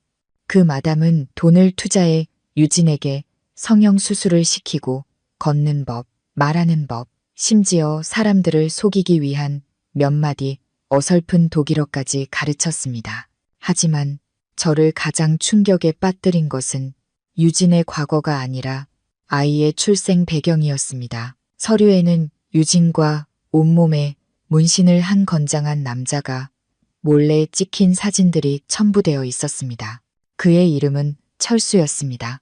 유진이 자주 드나들던 헬스클럽의 트레이너였습니다. 철수는 다름 아닌 유진이 민준에게 시골에서 올라온 사촌 오빠이자 운전기사라고 소개했던 바로 그 남자였습니다. 이 두 사람은 민준의 코앞에서 완벽한 연극을 펼쳤던 것입니다. 아이는 철수와 유진의 친아들이었고 민준이 그녀에게 얻어준 바로 그 아파트에서 벌어진 정사의 결과물이었습니다. 그들은 아이를 도구 삼아 자녀 양육비라는 합법적인 명목 아래 민준의 재산을 갈취하고 있었습니다. 저는 유진의 은행 계좌, 거래 내역 페이지를 넘겼습니다. 말하는 숫자들은 모든 것을 고발하고 있었습니다. 민준이 유진에게 수천만 원이든 수십억 원이든 돈을 보낼 때마다 불과 5분 뒤 그 돈은 여보 사랑해, 아들 분유값 같은 애정 섞인 내용과 함께 철수의 계좌로 곧장 이체되었습니다. 민준, 민준.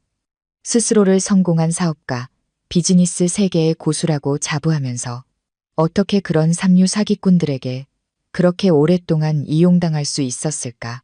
그는 남의 아내와 남의 자식을 부양하기 위해 돈을 바치고 심지어 가족의 사업체까지 남의 핏줄에게 넘겨주려 했습니다.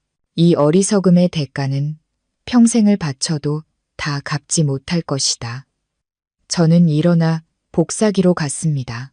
기계가 돌아가는 소리와 함께 푸른빛이 서류를 훑으며 적나라한 진실의 사본을 만들어냈습니다. 저는 똑같은 서류를 세부 만들어 조심스럽게 3개의 갈색 봉투에 넣었습니다. 한 부는 증거로 남겨두고 한 부는 박 여사에게, 그리고 마지막 한 부는 수신인을 김민준으로 하여 그가 쫓겨난 후 머물고 있는 유진의 집 주소로 특급 배송을 보냈습니다. 저는 봉투에 우표를 붙였습니다. 그 동작은 마치 시한폭탄을 봉인하는 것처럼 느리고 신중했습니다. 제가 운명의 편지들을 보낸 지 2시간도 채 되지 않아 제 사무실 문이 거칠게 열렸습니다. 민준이 나타났습니다. 옷은 흐트러지고 머리는 헝클어져 있었습니다. 마지막으로 만났을 때보다 10년은 늙어 보였습니다. 그는 달려 들어왔습니다. 평소에 거만하고 가부장적인 모습은 온데간데 없고 막다른 길에 몰린 자의 비참한 모습만이 남아 있었습니다. 그는 제 책상 앞에 무릎을 꿇고 두 손으로 책상 가장자리를 붙잡았습니다. 그의 목소리는 울음으로 갈라져 있었습니다. 서연아, 제발, 네가 원하는 건 뭐든 할게. 내가 잘못했어. 1000번, 10,000번 잘못했어. 하지만 서연아, 아이는 죄가 없잖아. 이제 겨우 1달 넘었을 뿐이야. 어떻게 그렇게 무정하게 모든 재산을 동결하고 아이의 살 길을 막을 수가 있어? 저는 그를 쳐다봤습니다. 마음은 얼음장처럼 차가웠습니다. 이 지경에 이르러서도 그는 아이를 방패 삼고 위대하고 희생적인 아버지 역할을 연기하고 있었습니다. 그는 콧물을 흘리며 계속해서 횡설수설했습니다. 너도 여자잖아. 나중에는 엄마가 될 거고 부모의 입장에서 생각해봐. 어떻게 아이가 젖동량을 하고 아파도 병원에 갈 돈이 없는 걸 볼 수가 있어. 나한테 원한이 있으면 나한테 다 풀어. 제발 아이는 괴롭히지 마. 그의 말은 바늘처럼 제 귀를 찔렀지만 더 이상 고통스럽지 않고 역겨움만 느껴졌습니다. 그의 위선은 경지에 이르렀습니다. 그는 동정심과 도덕을 이용해 제 감정을 착취하고 소위 양심 때문에 저를 굴복시키려 했습니다. 하지만 제 양심은 이미 그의 손에 의해 오래전에 죽었다는 사실을 그는 몰랐습니다. 저는 천천히 서랍을 열어 보관하고 있던 원본 서류철을 꺼냈습니다. 저는 그것을 민준바로 앞 책상 위로 던졌습니다. 서류 뭉치가 책상에 부딪히는 건조한 소리가 그의 도덕적인 설교를 끊었습니다. 저는 그의 눈을 똑바로 쳐다봤습니다. 수술칼처럼 날카로운 눈빛으로 지극한 경멸을 담아 평온하게 말했습니다. 자식을 걱정하고 자식을 위해 희생하고 싶다고. 좋아. 존경할 만한 부성애네. 하지만 위대한 아버지 역할을 하기 전에 집에 가서 그 아이의 아버지가 누구인지부터 물어봐. 민주는 얼어붙은 채 제 말의 의미를 이해하지 못하고 멍한 눈으로 저를 쳐다봤습니다. 그는 더듬거렸습니다. 너 무슨 소리야? 아버지가 누구라니? 무슨 뜻이야? 저는 서류철을 턱짓으로 가리켰습니다. 열어봐. 내가 너한테 주는 마지막 선물이야. 내가 흠뻑 빠져있는 그 행복한 가족이라는 꿈에서 깨어나게 해줄게. 똑똑히 봐. 한 글자도 빼놓지 말고. 특히 그 DNA 검사 결과지 말이야. 제 사무실의 공기는 마치 진공 상태가 된 듯 숨막혔습니다. 민준의 심장이 쿵쿵 뛰는 소리가 들릴 정도였습니다. 그는 검사 결과지를 손에 들고 있었습니다. 그의 눈은 안구에서 튀어나올 듯 커져 친자 관계 성립 안함이라는 결론에 고정되어 있었습니다. 그의 손가락은 종이 가장자리를 하얗게 질릴 정도로 꽉 움켜쥐었고 온몸은 마치 태풍의 눈 한가운데 서 있는 것처럼 사시나무 떨듯 떨렸습니다. 아니야, 그럴 리 없어. 민주는 부서지는 목소리로 중얼거렸습니다. 마치 임종을 앞둔 사람의 신음소리 같았습니다. 이건 가짜야. 서연, 내가 날 해치려고 이걸 위조한 거지. 날 미워하니까 이런 말도 안 되는 이야기로 나와 내 아들 사이를 갈라놓으려는 거야. 그는 광기 어린 핏발 선 눈으로 저를 올려다봤습니다. 그는 제가 사악한 마녀가 되어 자신을 해치고 있다고 믿고 싶어 했습니다. 자신이 세상에서 가장 멍청한 놈이라는 사실을 받아들이기보다는 말입니다. 하지만 저는 그에게 도망칠 기회를 주지 않았습니다. 저는 조각상처럼 태연하게 앉아 그의 영혼을 꿰뚫는 듯한 날카로운 눈빛으로 그를 응시했습니다. 계속 넘겨봐. 저는 가볍지만 잔인한 목소리로 말했습니다. 뒷장까지 다 보고 나서 누가 거짓말을 하는지 결론 내리라고. 민주는 떨리는 손으로 다음 장을 넘겼습니다. 유진의 상세한 은행 거래 내역서였습니다. 그의 눈앞에서 춤추는 숫자들은 적나라하고 고통스러운 진실을 고발하고 있었습니다. 15일, 민주는 유진에게 아기 용품 구매 명목으로 5억 원을 이체했다. 16일, 유진은 강아지 사료값이라는 내용으로 김철수라는 사람의 계좌로 4억 5천만 원을 이체했다.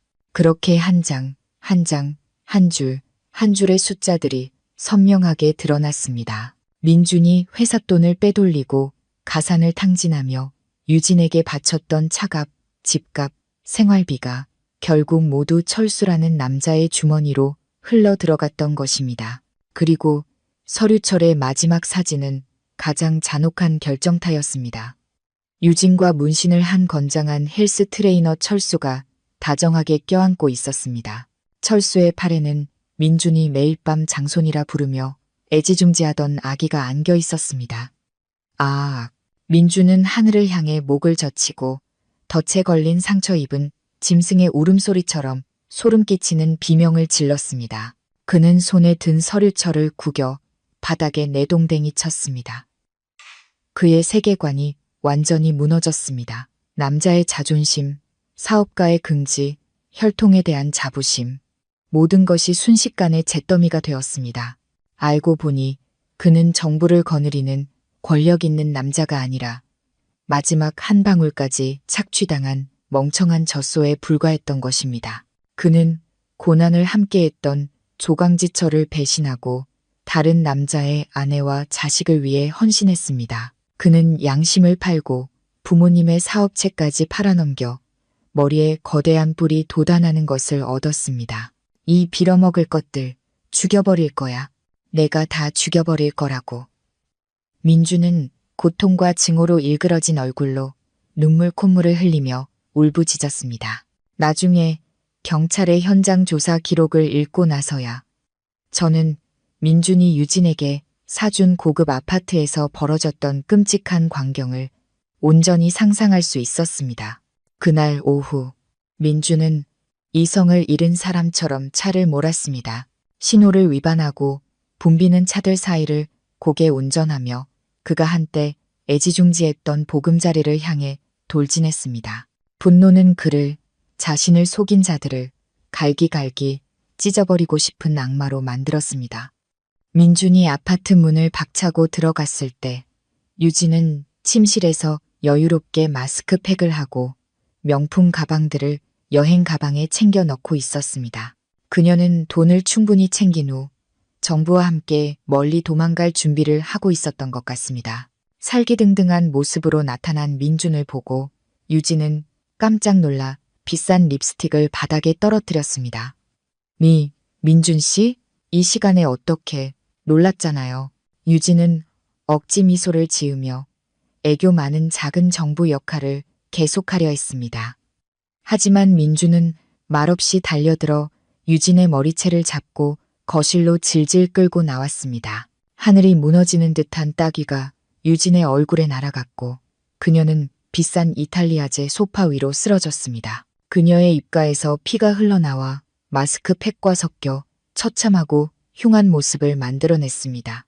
이 쌍년, 날 속였어? 감히 다른 놈 새끼를 내 자식이라고 속여? 민주는 서류 뭉치와 사진들을 유진의 얼굴에 던졌습니다. 종이들이 낙엽처럼 흩날리며 그녀의 몸 위를 덮었습니다. 유진은 자신과 철수가 찍힌 사진들, DNA 검사 결과지를 보고 연극이 끝났음을 알았습니다. 처음의 두려움은 금세 사라지고 그 자리에는 시장 바닥 여자 같은 뻔뻔하고 악랄한 본 모습이 드러났습니다. 그녀는 입가에 피를 닦고 벌떡 일어났습니다. 평소에 청순가련한 모습은 온데간데 없었습니다. 그래, 내가 너 속였다. 어쩔 건데? 유진은 날카롭고 악에 받친 목소리로 소리쳤습니다. 내 꼴 좀 봐. 멍청하고 가부장적이기까지 하지. 내 돈 아니었으면 너처럼 성기능 장애에 마마보이인 남자한테는 눈길도 안 줬어. 내 돈으로 내 아들 키우고 내 남편 먹여 살린 거야. 그게 바로 내 무지함에 대한 대가라고. 민주는 숨이 태섰습니다. 어제까지만 해도 여보, 자기야 하며 달콤하게 속삭이던 애인이 오늘 독사처럼 본색을 드러낼 줄은 꿈에도 몰랐습니다. 뭐 어쩔 건데 내가 누군 줄 알아? 이제 넌 빈털터리의 빚더미에 앉았고 그 시골뜨기 마누라도 널 버렸잖아. 넌 실패자야. 유진은 광기 어린 웃음을 터뜨렸습니다.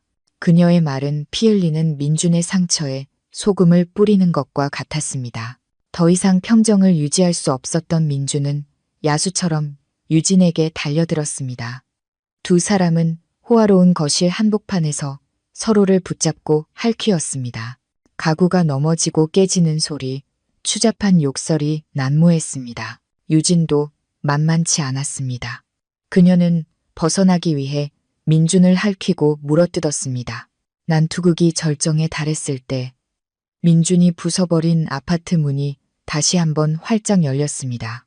박 여사가 나타났습니다. 그녀 역시 제가 보낸 서류를 받고 아들처럼 모든 것이 오해이기를, 제가 꾸며낸 이야기이기를 바라는 희미한 희망을 품고 이곳으로 달려왔습니다. 하지만 눈앞의 광경은 그 탐욕스러운 여자의 마지막 희망마저 산산조각냈습니다. 그녀는 아들이 피투성이가 된 채 귀한 며느리와 바닥에서 뒹굴고 있는 것을 보았습니다.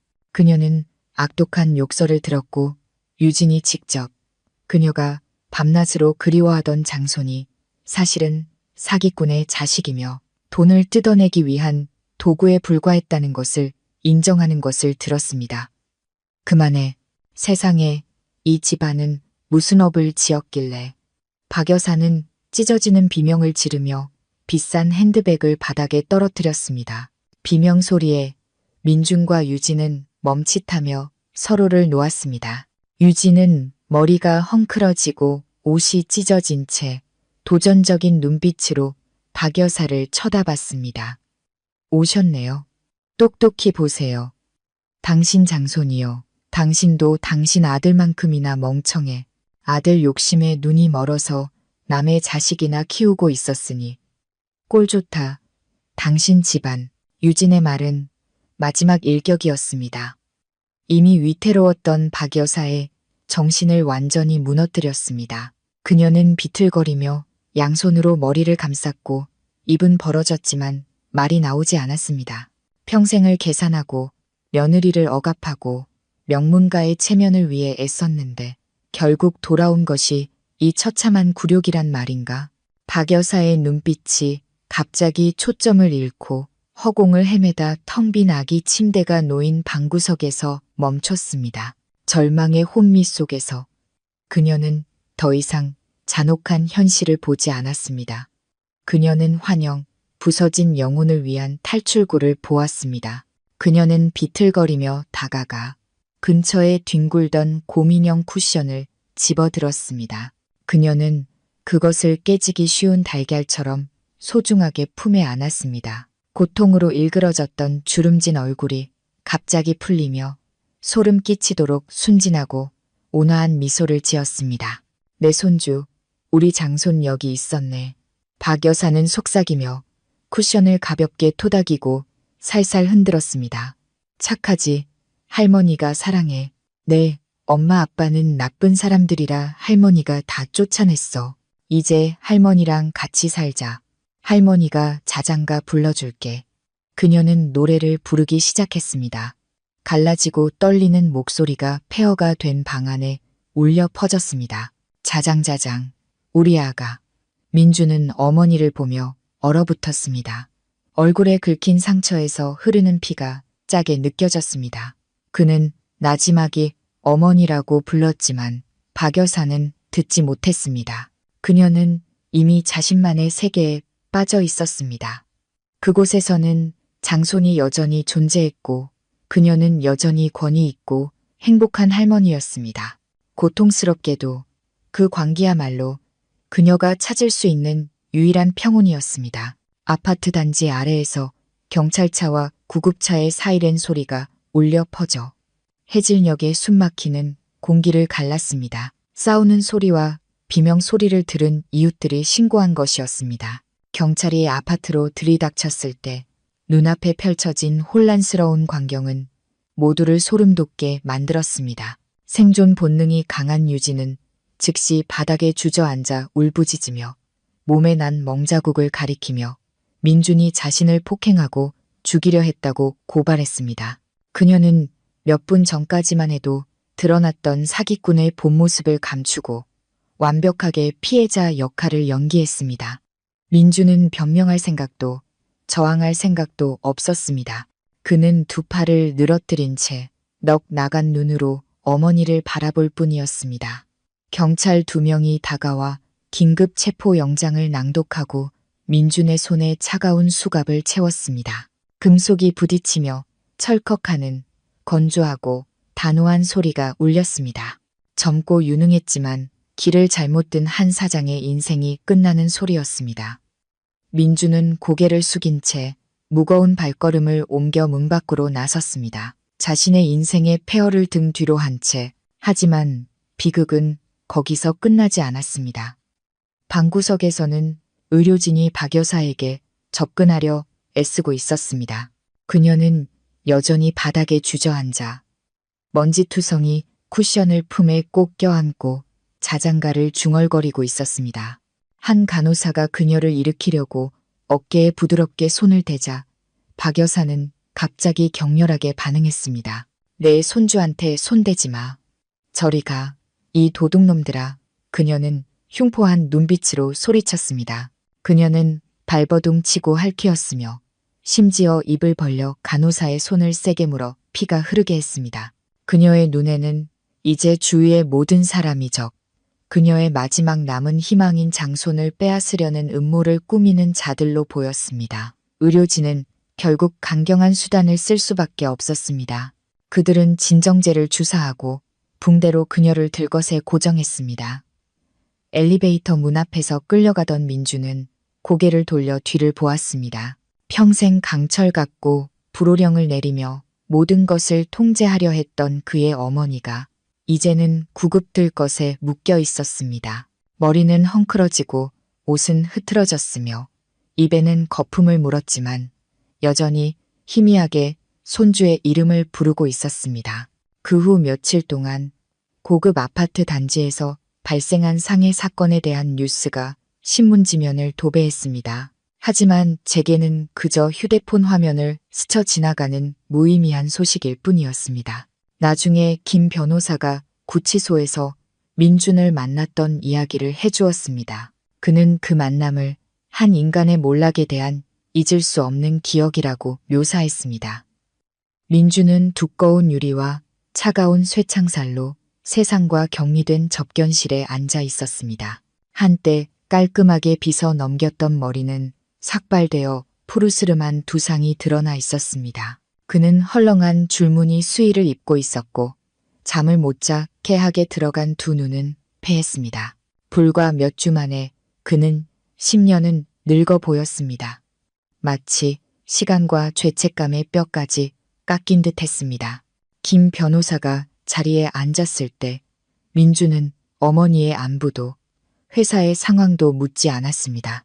그가 내뱉은 첫마디는 증오로 가득 찬 거친 목소리였습니다. 고소해줘요. 김 변호사님이 그 유진이라는 년 고소해서 죽여버리게 해줘요. 단 한 푼도 남김없이 다 토해내게 만들고 싶어. 감옥에서 썩어서 사는 게 죽는 것보다 못하게 만들고 싶다고. 그는 체포될 때부터 손에 쥐고 있던 구겨진 종이들을 떨리는 손으로 꺼냈습니다. 그것은 제가 그에게 보냈던 은행 거래 내역서, 송금 증거들이었습니다. 아이러니하게도 제가 그의 횡령 혐의를 입증하기 위해 준비했던 무기가 이제는 그가 애인을 공격하기 위해 매달리는 유일한 구명줄이 된 것이었습니다. 이것 좀 보세요. 내 돈, 내 피땀이라고요. 민주는 핏발선 눈으로 테이블을 세게 두드렸습니다. 저녀는 사기꾼이야. 내 돈을 뜯어내려고 애를 가졌다고 연극을 한 거라고. 내가 고발할 거야. 내가 산 증인이 돼서 전현을 감옥에 쳐넣을 거라고. 서연이한테 전해줘요. 서연이한테 내가 잘못했다고 제발 증거 좀 더 달라고 전해줘요.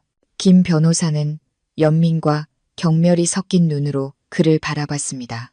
한때 모든 것을 가졌던 남자, 화목한 가정과 탄탄한 경력을 가졌던 남자가 이제는 마지막 남은 돈 몇 푼을 되찾기 위해 한때 사랑했던 여자를 물어뜯으려는 광기에 사로잡혀 있었습니다.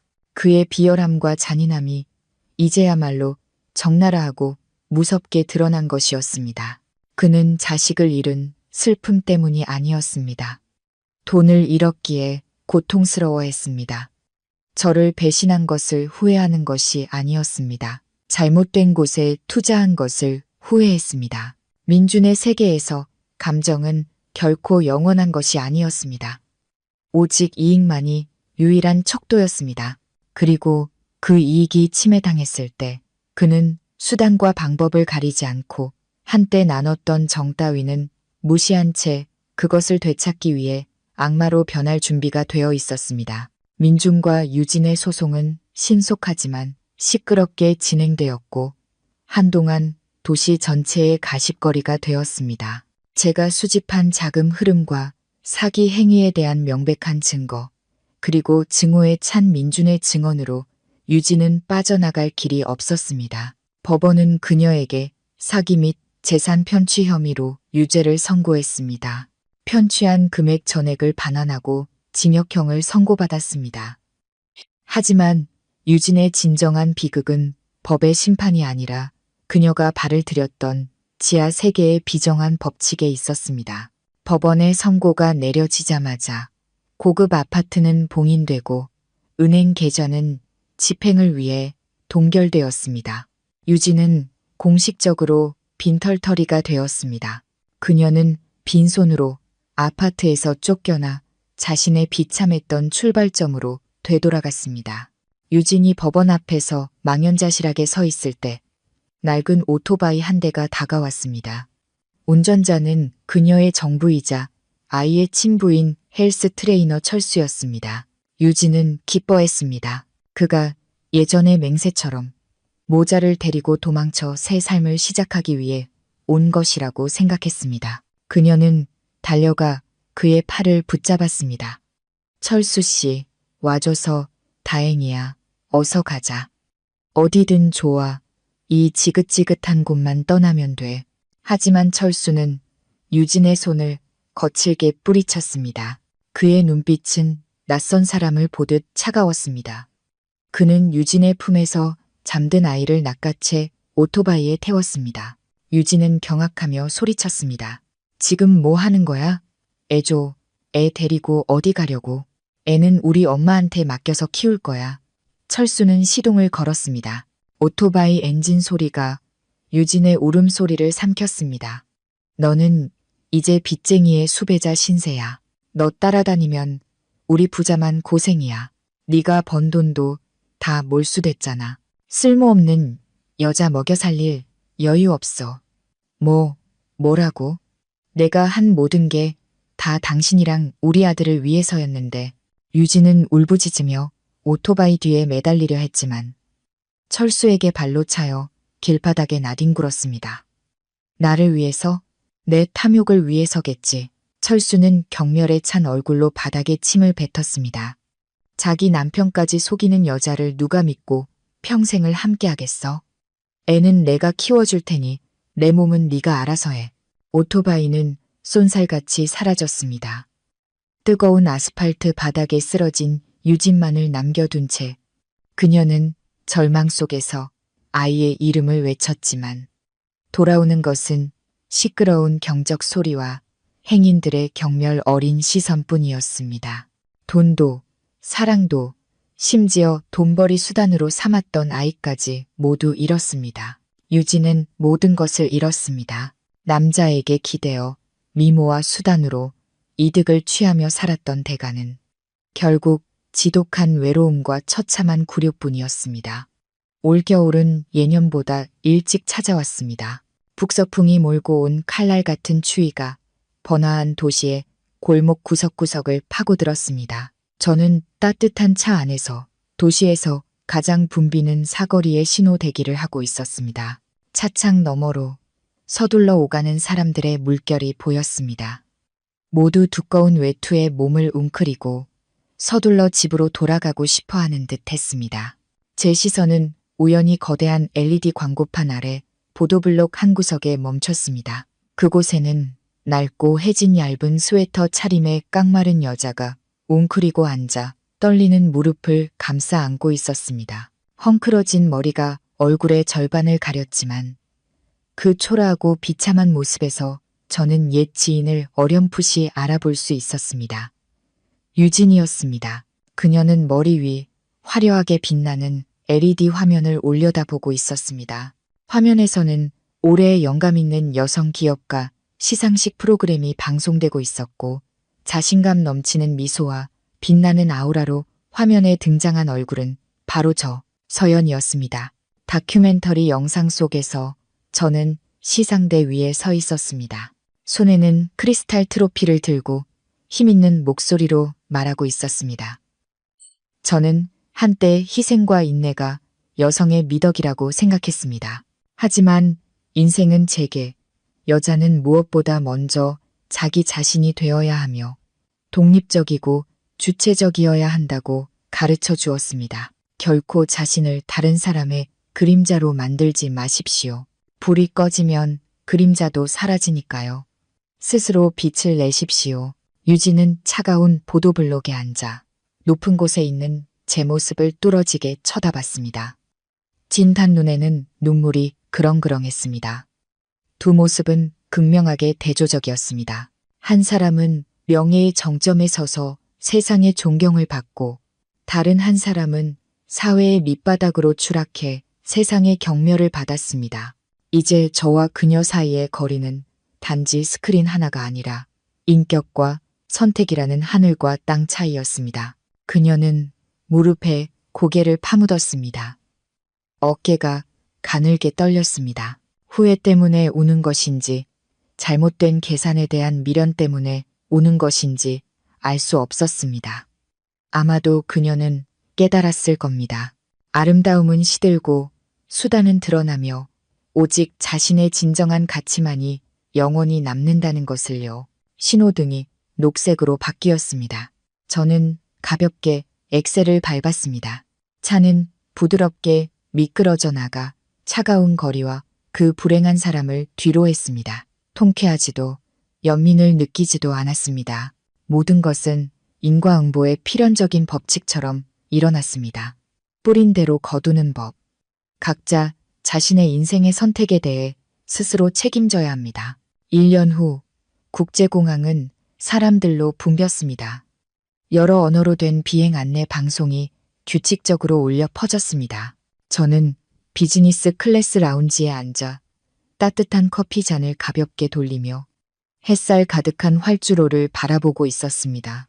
오늘 저는 청춘 시절부터 꿈꿔왔지만 한 번도 실행할 기회가 없었던 여행을 떠날 참이었습니다.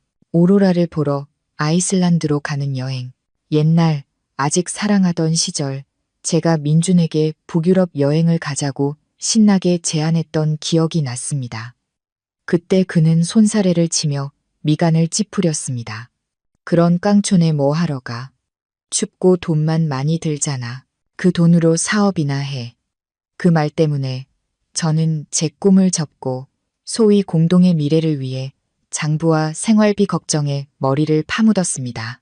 이제 모든 짐을 벗어던지고 나니 제가 얼마나 많은 세월을 헛되이 살았는지 깨달았습니다. 저는 손에 든 비행기 표를 보았습니다. 승객 이름은 오직 저 하나, 서연. 동반자도 없고 누군가의 눈치를 보며 제 기쁨을 결정할 필요도 없었습니다. 이 고독은 놀랍게도 달콤한 맛이 났습니다. 절대적인 자유의 맛이었습니다. 저는 일어나 은색 여행 가방을 끌고 출발 게이트로 향했습니다. 제 걸음은 서두름이나 걱정 없이 여유롭고 가벼웠습니다. 저는 예전 회사의 지분을 모두 팔고 과거와의 모든 연락을 끊었습니다. 박 여사는 여전히 정신병원에서 자장가를 흥얼거리고 있고 민주는 쇠창살 뒤에서 자신의 죗값을 치르고 있었습니다. 그리고 유진은 혼란스러운 세상 속으로 흔적도 없이 사라졌습니다. 그들은 제 인생이라는 책의 낡고 어두운 장이었고 저는 더 밝은 새 장을 쓰기 위해 그것들을 용감하게 찢어버렸습니다. 비행기가 이륙하며 작은 도시를 하얀 구름 아래로 남겨두었습니다. 저는 눈을 감고 에메랄드빛 녹색 띠가 춤추는 아이슬란드의 밤하늘을 상상했습니다. 앞으로의 여정에 많은 도전이 있을 것이고 때로는 외롭고 때로는 불안할 수도 있다는 것을 압니다. 하지만 저는 두렵지 않습니다. 가장 믿음직한 동반자, 바로 제 자신을 되찾았으니까요. 인생은 짧습니다. 여성분들. 누군가 행복을 가져다 주기를 기다리지 마세요. 또한 자신을 잊을 정도로 희생하지도 마세요. 겨울 하늘의 핀 꽃처럼 계속 나아가고 살아가고 사랑하고 당당해지세요. 폭풍이 지나간 뒤 하늘에는 햇살뿐만 아니라 감히 고개를 들어 바라보는 자들만을 위한 찬란한 오로라도 있을 수 있으니까요. 저는 미소 지으며 9겹 구름 사이에서 평온한 잠에 빠져들었습니다. 마음은 태양을 향해 날아가는 깃털처럼 가벼웠습니다. 들어주셔서 감사합니다. 다음 이야기에서 다시 뵙겠습니다.